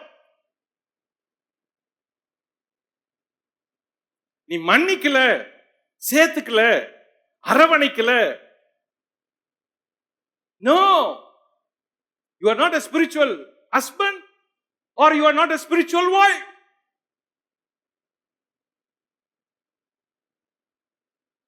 இதுக்கு ஒரு மனநிலை வேணும். மறக்க, மன்னிக்க, அரவணைக்க, எல்லாமே. யார் தப்பு செய்யல உலகத்துல? எல்லாருமே மனுஷர், யாரும் தேவ தூதர் இல்ல. நீங்க தேவ தூதர்கிட்ட எதிர்பார்க்கிற மாதிரி ஒவ்வொருத்தருக்கிட்டையும் எதிர்பார்க்க கூடாது. பலவீனன், தவறு செய்கிறவன், மீறி நடக்கிறவன், கோபக்காரன், அப்படி கூட இருப்பாங்க புருஷன். ஊதாரி, பொய் சொல்லுகிறவன், அடிக்கிறவன் இருப்பான். ஆனா தேவ தூதர்கிட்ட எதிர்பார்க்கிற மாதிரி எதிர்பார்க்க கூடாது. எல்லாரும் பலவீனர்கள், எல்லாரும் பாவம் செய்தவர்கள், எல்லாரும் பாவம் செய்து தேவ மகிமை அற்றவளாக்கினோம். அப்போ முதல்ல வீட்டை மன்னிங்க, வீட்டார மன்னிங்க, அரவணைங்க, உட்காருங்க, பேசுங்க, ஓபன் டாக்குங்க, கை பிடிங்க, ஜெபம் பண்ணுங்க. லெட்ஸ் ஃபர்கெட் அப்படின்னு சொல்லுங்க, லெட்ஸ் கோ அப்படின்னு சொல்லுங்க. இனிமே 2 பேரும் இந்த மாதிரி தப்பு செய்ய வேண்டாம், நான் உன்னை மன்னிச்சிட்டேன், நீ என்ன மன்னிச்சிரு, போலாம். எவ்வளவு தப்பு செஞ்சாலும் மன்னிக்கிற இருதயம் மனைவிக்கும் வேணும், புருஷனுக்கும் வேணும். ஏன்னா உன் தேவனே உன்னை மன்னிச்சிருக்கிறாரு. உன் தேவனே இவ்வளோ பாவம் செஞ்ச உன்னை மன்னிச்சு கழுவி சேர்த்து அவர் கூட வச்சிருக்கிறாரு. அப்படி இருக்கிறப்ப வீட்டுல ஒவ்வொருத்தரையும் பார்த்து பார்த்து பார்த்து, பிரச்சனையை பார்த்து, குற்றத்தை பார்த்து, தவறுகளை பார்த்து, பலவீனங்களை பார்த்து, வீழ்ச்சியை பார்த்து, அதையே சொல்லி சொல்லி சொல்லி வெறுப்புகளை உருவாக்கி கேப்பை பெருசாக்கி, நோ சார், நோ. ஆதியாகமம் வாழ்க்கைய எல்லா பிரச்சனைகளுக்கும் பதில் சொல்லுது. புத்தி சொல்லுது. புத்தி சொல்லுது. பகுதி 2, லாபான் விரோதிக்கிறான். ஏன் அப்படின்னா புறப்பட்டு வரான். யாக்கோபு லாபானுக்கு சொல்லாத புறப்பட்டு வரான். லாபான் விரைந்து வந்தான். பாருங்க லாபான் எப்படி வந்தான்னு சொல்லுது. பகுதி 2ல குறிப்பு 1. நம்பர் 1, லாபான் யாக்கோபை பின்தொடர்ந்தான். ஆதியாகமம் 31:19-25. நம்பர் 2, லாபான் யாக்கோப கேள்விகளால துளைத்தெடுக்கிறான். இந்த பகுதியில் இருக்கிற நிகழ்ச்சிகளை தலைப்புல சொல்றேன். 31:26-30 வரைக்கும் என்ன கேள்விகள்? நீ ஏன் எனக்கு சொல்லாத வந்த? நீ ஏன் என்னுடைய பெண் பிள்ளைகளை என்ன பார்க்காத கூட்டு போனேன்? அவங்க என் பிள்ளைங்க இல்ல, நான் அவங்களுக்கு முத்தம் கூட செய்யலையே, அவங்கள வாழ்த்தி அனுப்பலையே, என் பேர பிள்ளைகளை பார்க்கலையே, நீ ஏன் எனக்கு சொல்லாத வந்த அப்படின்னு கேள்விகளை மேல கேள்விய லாபான் கேட்கிறான். நம்பர் 3, லாபான் யாக்கோப கேள்விகளை கேட்டுட்டு இன்னொரு கேள்வியும் கேட்டான். ஏன் நீங்க தான் வந்தீங்கல்ல, வந்தவங்க ஏன் என் தெய்வங்களை கொண்டு வந்தீங்க அப்படின்னு கேட்டான். யாக்கோபு சொன்னா, ஐயோ நாங்க அப்படியெல்லாம் யாரும் செய்யல, உங்களுக்கு வேணும்னா நீங்க உள்ள போய் பாருங்க, யாருடைய கூடாரத்துல உங்க தெய்வங்கள் இருக்குதோ அந்த தெய்வங்கள் இருந்தா எடுத்துட்டு போங்க அப்படின்னா. அப்போ லாபானுக்கு ஜீவனுள்ள தேவன் யெகோவாவை தவிர சில சொரூப தெய்வங்களையும் வச்சிருந்தான். அதன் மேல பற்று கொண்டவனா இருந்தான். அத லாபானின் மகள் ராகேல் திருடிட்டு வந்துட்டா. இப்போ லாபான் யாக்கோபுடைய கூடாரங்கள்ல தேடுறான், சோதனை செஞ்சான். நம்பர் 4, யாக்கோபு லாபான் மீது கோபப்பட்டான். லாபான் என்ன பண்றான்? அந்த சொரூபங்களையோ ஒரு பொருளையோ எந்த ஒரு காரியத்தையோ கூடாரங்கள்ல கண்டுபிடிக்காதனால இப்ப யாக்கோபு கோபப்பட்டு பேசுறான். அவன் பேச ஆரம்பிக்கிறான். கவனிங்க, வாசிப்போம். 31:25 படிங்க. லாபான் யாக்கோபிடத்தில் வந்தான். யாக்கோபு மலையிலே தன் கூடாரத்தை போட்டிருந்தான். லாபானும் தன் சகோதரரோடே கூட கீலேயாத் மலையிலே கூடாரம் போட்டான். அப்பொழுது லாபான் யாக்கோபை நோக்கி, நீ திருட்டளவாய் புறப்பட்டு என் குமாரத்திகளை யுத்தத்தில் பிடித்த சிறைகளைப் போல கொண்டு வந்தது என்ன செய்கை? நீ ஓடி போவதை மறைத்து எனக்கு அறிவியாமல் திருட்டளவாய் என்னிடத்திலிருந்து வந்துவிட்டது என்ன? நான் உன்னை சந்தோஷமாய் சங்கீதம் மேலதாளம் கிண்ணற முழக்கத்துடனே அனுப்புவேனே. என் பிள்ளைகளையும் என் குமார்த்திகளையும் நான் முத்தம் செய்ய விடாமல் போனதென்ன? இந்த செய்கையை நீ மதியில்லாமல் செய்தாய். உங்களுக்கு பொல்லாப்பு செய்ய எனக்கு வல்லமை உண்டு. ஆகிலும் உங்கள் தகப்பனுடைய தேவன் நீ யாக்கோபோடு நன்மையை அன்றி தீமை ஒன்றும் பேசாதபடிக்கு எச்சரிக்கையாயிரு என்று நேற்று ராத்திரி என்னோட சொன்னார். இப்பொழுது உன் தகப்பனுடைய வீட்டின் மேலுள்ள வாஞ்சையினால் நீ புறப்பட்டு போகிறதனால் போகலாம். என் தெய்வங்களை ஏன் திருடி கொண்டு போகிறாய் என்று கேட்டான். யாக்கோபு லாபானுக்கு பிரதியுத்தரமாக, உம்முடைய குமார்த்திகளை பலாத்காரமாய் பிடித்து வைத்துக் கொள்வீர் என்று நான் அஞ்சினதினாலே இப்படி வந்துவிட்டேன். ஆனாலும் யாரிடத்தில் உம்முடைய தெய்வங்களை கண்டுபிடிக்கிறீரோ அவனை உயிரோடு விட வேண்டாம். உம்முடைய பொருட்கள் ஏதாவது என் வசத்தில் உண்டானால் நீர் அதை நம்முடைய சகோதரருக்கு முன்பாக பரிசோதித்தறிந்து அதை எடுத்துக்கொள்ளும் என்றான். ராகேல் அவைகளை திருடிக் கொண்டு வந்ததை யாக்கோபு அறியாதிருந்தான். அப்பொழுது லாபான் யாக்கோபின் கூடாரத்திலும் லேயாளின் கூடாரத்திலும் 2 வேலைக்காரிகளின் கூடாரத்திலும் பிரவேசித்து பார்த்தும் ஒன்றும் கண்டுபிடிக்கவில்லை. பின்பு லேயாளின் கூடாரத்தை விட்டு ராகேலின் கூடாரத்துக்கு போனான். ராகேல் அந்த சுரூபங்களை எடுத்து ஒட்டக சேணத்தின் கீழ் வைத்து அதன் மேல் உட்கார்ந்திருந்தாள். லாபான் கூடாரம் எங்கும் தடவி பார்த்தும் அவைகளை கண்டுபிடிக்கவில்லை. அவள் தன் தகப்பனை நோக்கி, என் ஆண்டவனாகிய உனக்கு முன்பாக நான் எழுந்திராததை குறித்து கோபம் கொள்ள வேண்டாம். ஸ்திரீகளுக்குள்ள வழிபாடு எனக்கு உண்டாயிருக்கிறது என்றால் அப்படியே அவன் அந்த சுரூபங்களை தேடியும் கண்டுபிடிக்கவில்லை. அப்பொழுது யாக்கோபுக்கு கோபம் எழும்பி லாபானோட வாக்குவாதம் பண்ணி, நீர் என்னை இவ்வளவு உக்கிரமாய் தொடர்ந்து வரும்படிக்கு நான் செய்த தப்பிதம் என்ன, நான் செய்த துரோகம் என்ன, என் தட்டுமுட்டுகளை எல்லாம் தடவி பார்த்தீரே, உம்முடைய வீட்டு தட்டுமுட்டுகளில் எண்ணத்தை கண்டுபிடித்தீர், அதை என்னுடைய சகோதரருக்கும் உம்முடைய சகோதரருக்கும் முன்பாக இங்கே வெய்யும், அவர்கள் எனக்கும் உமக்கும் நடு தீர்க்கட்டும். அப்போ இந்த காரியங்களை யாக்கோபும் லாபானும் பேசுறாங்க. இவன் பின்தொடர்ந்து வரான், கீலேயாத் மலையில கண்டுபிடிக்கிறான். பயணத்தை கவனிங்க, இடங்களை பாருங்க. 31:22 யாக்கோபு ஓடி போனதை 3ஆம் நாளில் லாபானுக்கு அறிவிக்கப்பட்டது. அப்பொழுது அவன் தன் சகோதரரை கூட்டிக் கொண்டு 7 நாள் பிரயாண பரியந்தம் அவனை தொடர்ந்து போய் கீலேயாத் மலையிலே அவனை கண்டுபிடித்தான். யாக்கோப கண்டுபிடிச்சான். கீலேயாத் மலை எங்கிருந்து? ஆரான்ல இருந்து யாக்கோபு அவன் மனைவி பிள்ளைங்க புறப்பட்டுட்டாங்க. 3 நாள் பயணம் போயிட்ட பிறகுதான் லாபானுக்கு விஷயம் போகுது. கீலேயாத் மலையில போயிட்டு அவங்க வழியில நிக்கிறாங்க. இந்த செய்திய லாபான் கேட்கிறான். கேட்டுட்டு உடனே அவங்க பிரதர்ஸ் எல்லாரையும் கூப்பிட்டுக்கிட்டு 23 பாருங்க. அப்பொழுது லாபான் அவன் தன் சகோதரரை கூட்டிக் கொண்டு 7 நாள் பிரயாணம்னா கவனிங்கண்ணா, முதல்ல யாக்கோபு கிளம்பி 3 நாள் போயிட்டான். இப்போ 3 நாள் கழிச்சு லாபானுக்கு செய்தி சொல்றாங்க. இப்ப லாபான் கிளம்பி 3 நாள் பிரயாணம் போனோம். அப்ப ஏற்கனவே ஒரு 3 நாள் யாக்கோபு போனது, இப்ப லாபான் போறது ஒரு 3 நாள், மொத்தம் 6 நாள் பயணம். அவனை போய் சேர்றப்போ 7ஆவது நாள். 7 நாள் கழித்து, அந்த வசனம் அந்த எண்ணிக்கை அதை தான் சொல்லுது.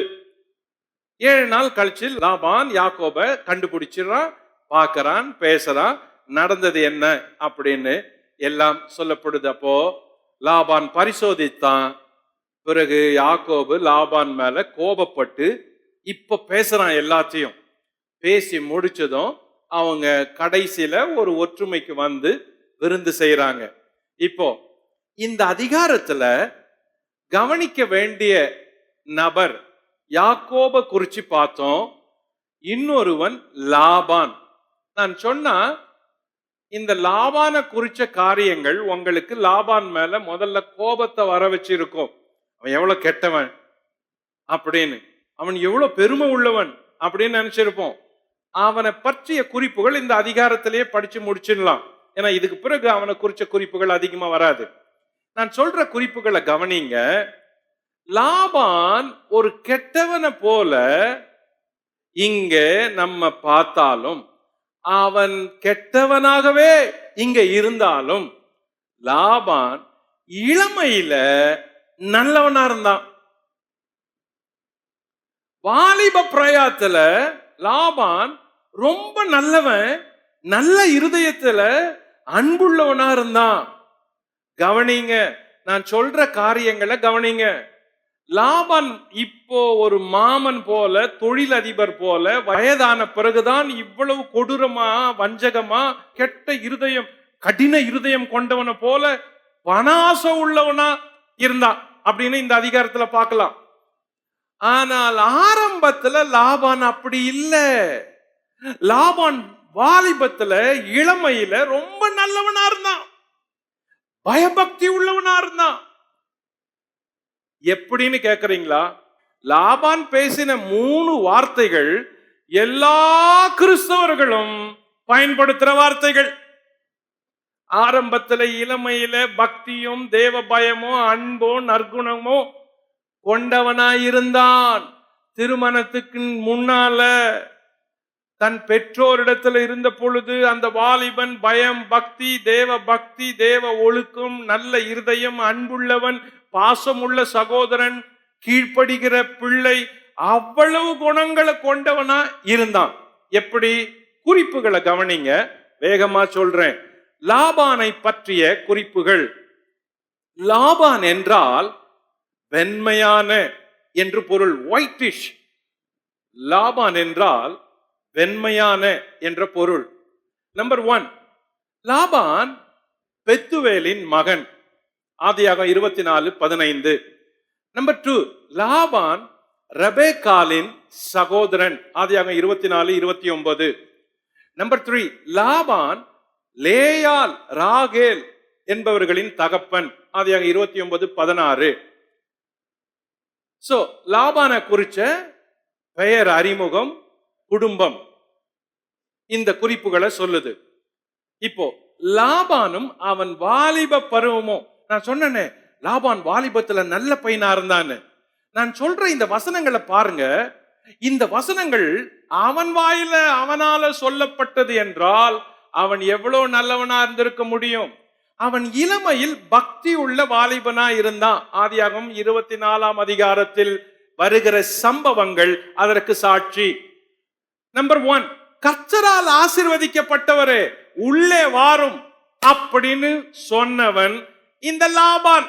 எலியேசர் வந்தப்போ, எலியேசர் துறவண்டையில நின்னப்போ ஓடி போய் அவனை அழைச்ச விதம் இப்படிதான். கர்த்தரால் ஆசீர்வதிக்கப்பட்டவரே உள்ளே வாரும், ஆதியாகமம் 24:31. அப்ப வாலிபத்துல இளமையில அவன் ஜனங்களை, அந்நியரை எல்லாரையும் கர்த்தரால் ஆசீர்வதிக்கப்பட்ட ஒரு நபரா, கர்த்தரை முன்னிறுத்துகிறவனா பார்த்தான். பின்னாட்களில லாபான் கர்த்தரை தொழல, கர்த்தரை முன்னிறுத்தல, சுரூபங்களை கூட வணங்குறவனா மாறிட்டான் பிசினஸுக்காக.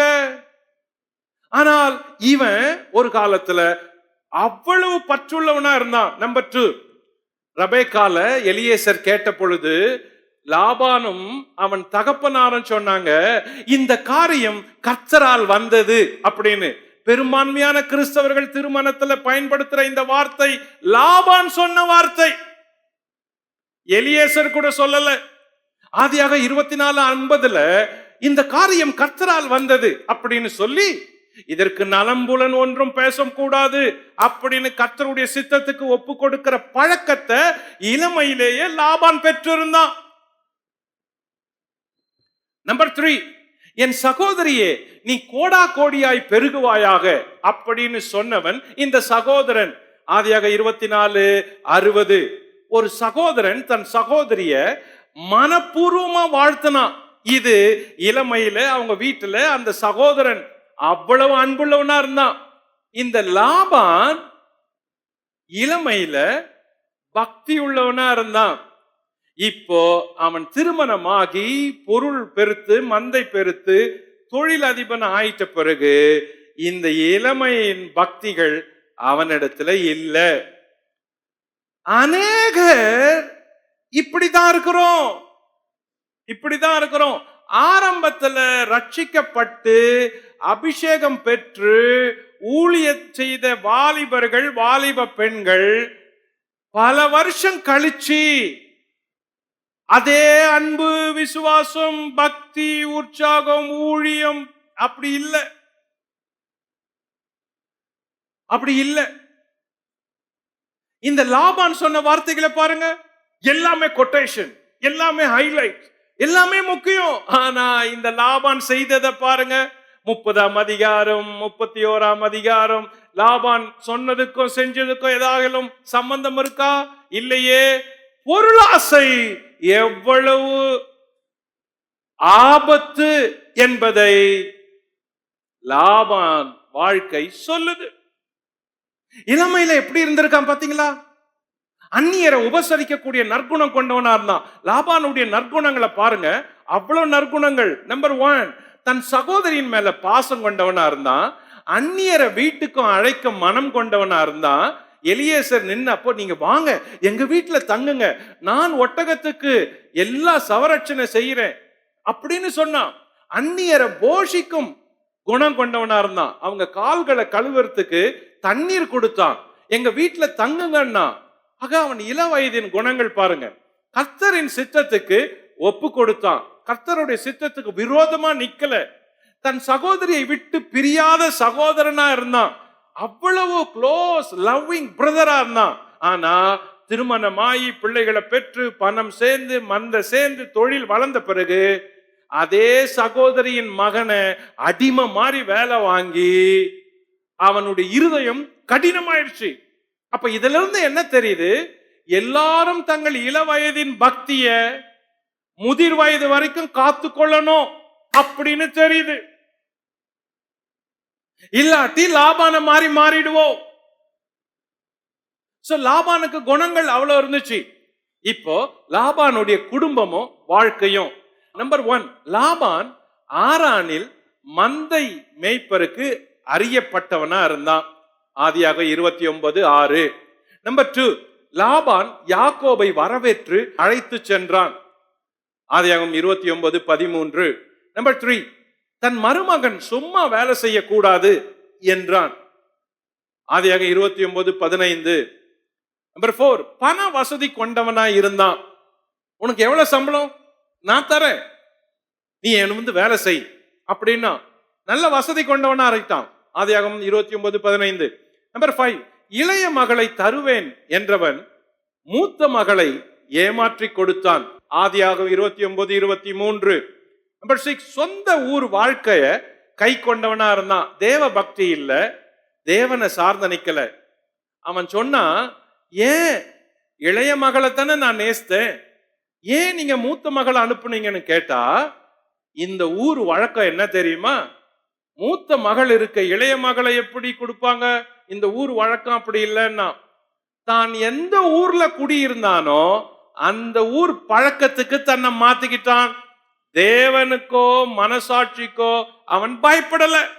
ஆக சொந்த ஊர்ல பழக்கம் என்னவோ அதை ஃபாலோ பண்ண ஆரம்பிச்சுட்டான். ரொம்ப பேர் அப்படி செய்யறாங்க. கிறிஸ்தவங்க தேவனை பார்க்கல, பிரமாணங்களை பார்க்கல, கட்டளைகளை பார்க்கல, வசனங்களை பார்க்கல, உங்க ஊர் பழக்கத்தை பார்க்கறீங்க, அது தவறு. உங்க ஊர் கலாச்சாரத்தை பார்க்கறீங்க, தவறு.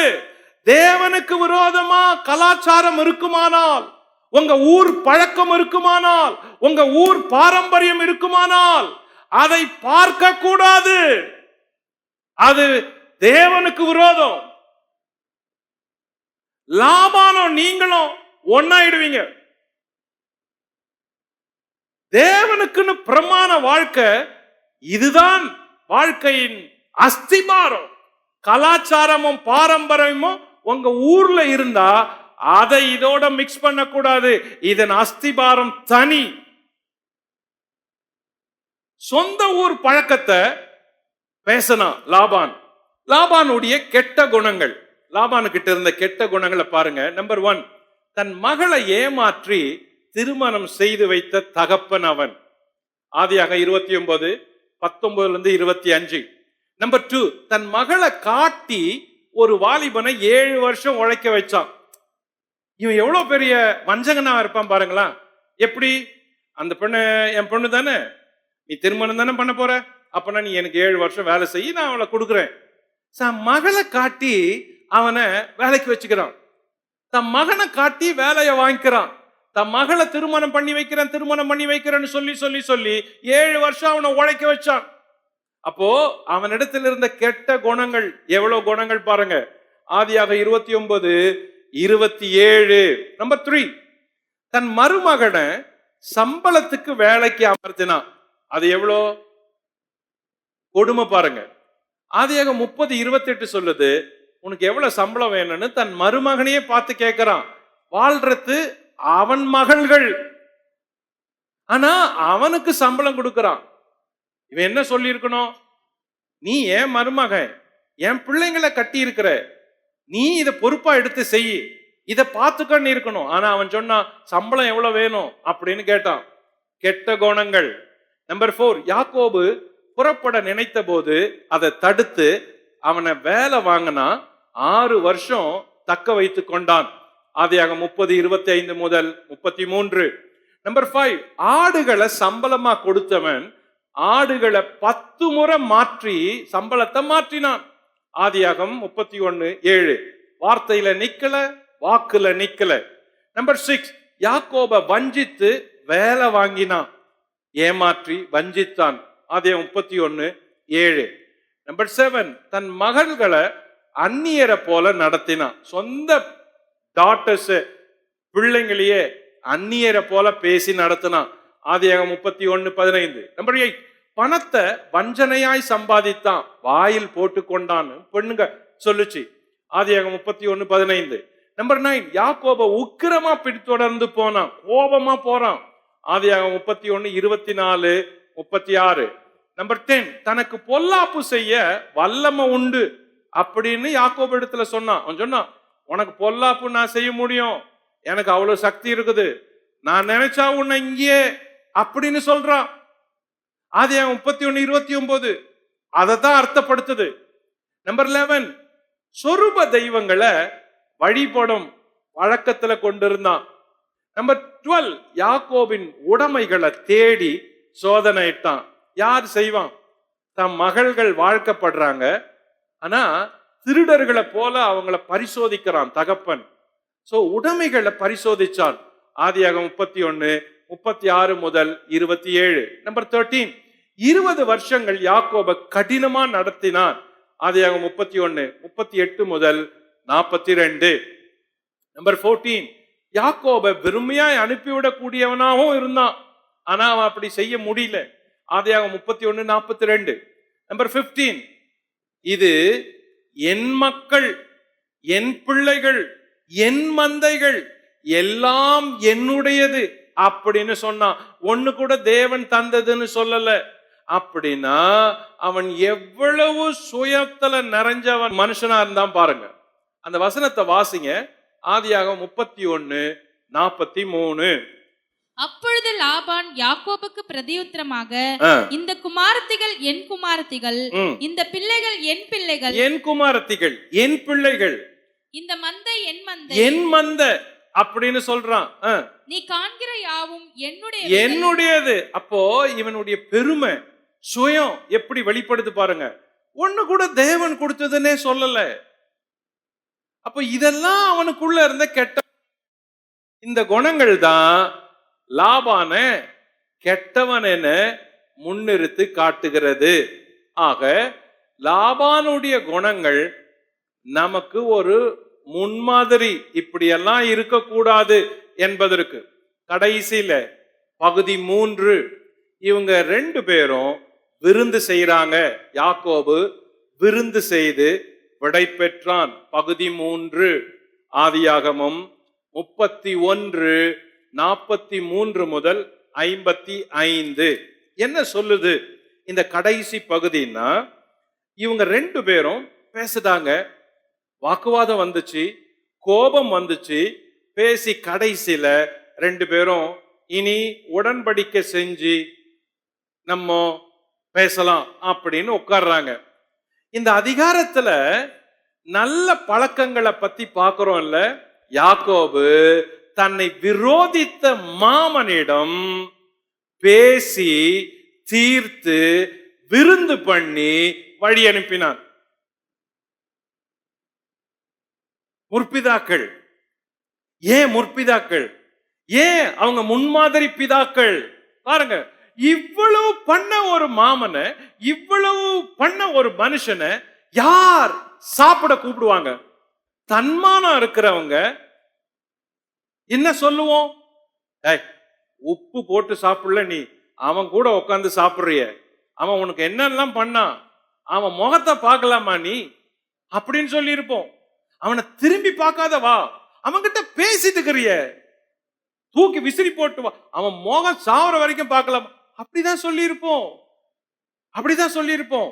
நம்ம எல்லாருமே அப்படித்தான் யோசிச்சிருப்போம், அப்படித்தான் ரியாக்ட் பண்ணி இருப்போம்.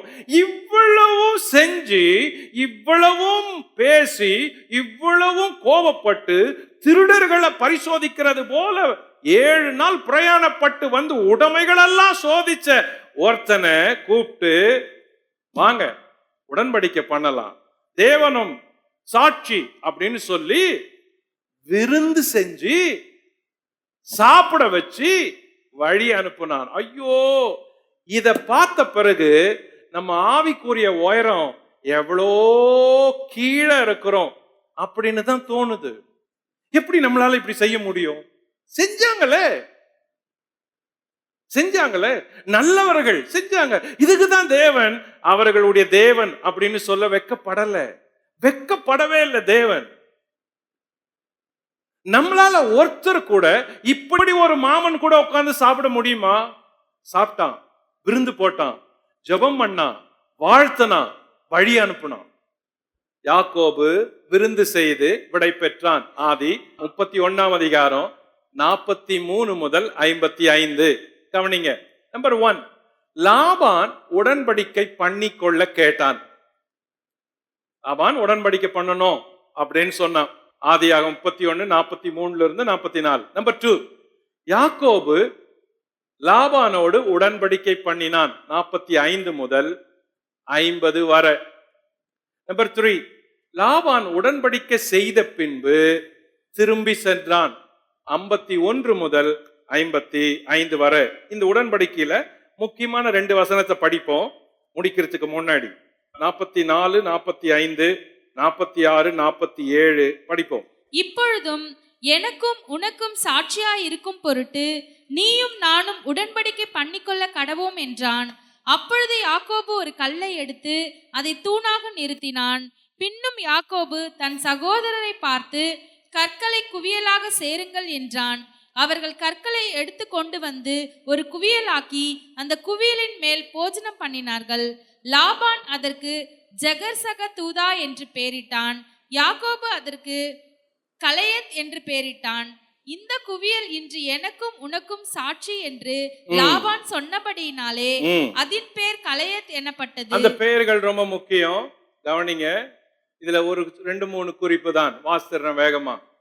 அவர்கள் கல் தூணை நிறுத்தினாங்க, ஆதியாகமம் 31:45. நம்பர் 2, அந்த கல் குவியலில் போஜன செய்தனர் 31:46. லாபான் அதற்கு பெயரிட்டான். என்ன பெயர்? ஜகர் தகதூதா அப்படின்னு பெயரிட்டான். இந்த வார்த்தை சீரிய பாஷையிலான வார்த்தை, சீரியன் மொழி. ஏன் அப்படின்னா லாபான் சீரிய தேசத்தை சேர்ந்தவன், அதனால அந்த வார்த்தைய அவன் பெயர் வைக்கிறான். அவனை சீரியனாகிய லாபான் அப்படின்னு ஆதியாகமம் 25, 20, 31, 20, 31, 24 அந்த வசனங்கள் சொல்லுது. சீரியனாகிய லாபான் சீரிய மொழியில பெயர் வச்சான். அப்போ ஜகர் சகதூதா என்பது சீரிய வார்த்தை. அதற்கு பொருள் சாட்சியின் குவியல் என்று பொருள். நம்பர் 4, யாக்கோபு அதற்கு கலையத் என்று பெயரிட்டான். இது எபிரேய பாஷையிலான வார்த்தை. யாக்கோபு எபிரேய மொழியை அறிஞ்சிருந்தான், பேசனா. அதற்கு பொருள் சாட்சியின் குவியல். சோ மீனிங் சேம், வார்த்தை தான் வேற. ஆதியாகமம் 31, 47, 48. மீண்டும் லாபான் யாக்கோபு உடன்படிக்கை பண்றாங்க. அடுத்த சிட்டிங் அது அவன் குமார்த்திகளுக்கு யாக்கோபு தீங்கு செய்யக்கூடாது என்றும் வேறு ஸ்திரீகளை விவாகம் பண்ணக்கூடாது என்பதற்காகவும் பண்ணப்பட்ட உடன்படிக்கை. இந்த உடன்படிக்கை செய்தபடியால் அது மிஸ்பா என பெயர்பட்டது. மிஸ்பா என்றால் காவல் கோபுரம், வாட்ச் டவர் என்று பொருள். தேவனை சாட்சியாக 2 ஆண்கள் செய்து கொள்ளும் உடன்படிக்கை மிஸ்பா என அழைக்கப்பட்டது. ஆதியாகமம் 31:50. குறிப்பு 6, லாபான் ஆபிரகாமின் தேவனுக்கும் நாகோரின் தேவனுக்கும் அவர்கள் பிதாக்களின் தேவனுமாய் இருக்கிறவர் நமக்குள்ளே நடு நின்று நியாயம் தீர்ப்பாராக என்றான். 7, யாக்கோபு அதற்கு கற்குவியலும் சாட்சி தூணும் சாட்சி என்று தன் தகப்பனுடைய தேவன் மீது ஆணையிட்டான். ஆதியாகமம் 35:53. 8, பிறகு லாபான் போஜனம் பண்ணி தன் குமாரத்திகளை முத்தமிட்டு தன் இடத்திற்கு திரும்பி போனான். ஆதியாகமம் 31:54-55. இந்த அதிகாரம் சொல்லும் செய்தி சுருக்கமாய் 1, லாபான் குடும்பம் பொருள், பணம், தொழில் இவைகளின் மேல் நோக்கமாகவே இருந்தது.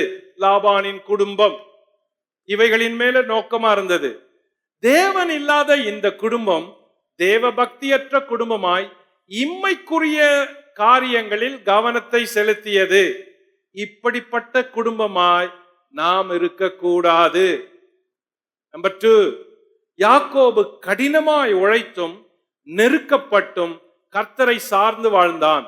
அவன் தேவனை சார்ந்து நின்று தன் குடும்பத்தை ஒற்றுமைப்படுத்தி தேவ சத்தத்திற்கும் தேவ சித்தத்திற்கும் ஒப்பு கொடுத்து நடக்க விரும்பினான். இதே போல நாமும் இருக்க முயற்சிக்க வேண்டும். நம்பர் 3, ராகேலும் லேயாலும் ஒரு காலம் பிரிந்திருந்தாலும் பிறகு தங்கள் கணவனோடு இணைந்து நடக்க முன் வந்தார்கள். இதனால் முழு குடும்பமும் ஒருமுகப்படுத்தப்பட்டு தேவன் காட்டும் திசையை நோக்கி நகர்ந்தது. அதுபோல கணவன் மனைவி இணைந்து செயல்பட்டால் முழு குடும்பத்தையும் தேவன் நடத்தும் திசையில் நடத்தி செல்லலாம். இதுதான் இந்த அதிகாரம் சொல்லும் பாடம். ஆக 31 அதிகாரம் இந்த செய்திகளோட சம்பவங்களோட முடியுது. ஆக இன்னைக்கு இங்க முடிக்கிறேன். மீண்டும் அடுத்த அதிகாரத்துக்கு செய்திகளை நம்ம கவனிப்போம். ஜெபம் பண்ணலாம். பிதாவே, உமக்கு ஸ்தோத்திரம். எங்களுக்கு கொடுத்த நல்ல மக்களுக்காக நன்றி. இந்த மக்கள் உம்மை நேசிச்சு உம்முடைய வசனத்தில் வாஞ்சை உள்ளவங்களா இருந்ததுனால இன்று யாக்கோபின் மேல் இருந்த அந்த ஆசீர்வாதத்தை ஒவ்வொரு மேலும் வைத்து ஜெபம் பண்ணி அனுப்புறப்பா. இந்த ஆசீர்வாதங்கள் இவங்க மேல தங்கி இருக்கட்டும், இவங்கள் குடும்பங்களில தங்கி இருக்கட்டும். இன்னும் அநேகர் இந்த வசனத்தின் மூலம் ஆசீர்வாதத்தையும் விடுதலையும் ஆவிக்குரிய வளர்ச்சியும் பெறுவதற்கு உதவி செய்யுங்க ஆண்டவரே. எல்லாவற்றையும் உம்முடைய கரத்துல ஒப்பு கொடுக்கிறோம். ஆசீர்வதியும். இயேசுவின் நாமத்தில் பிதாவே, ஆமென்.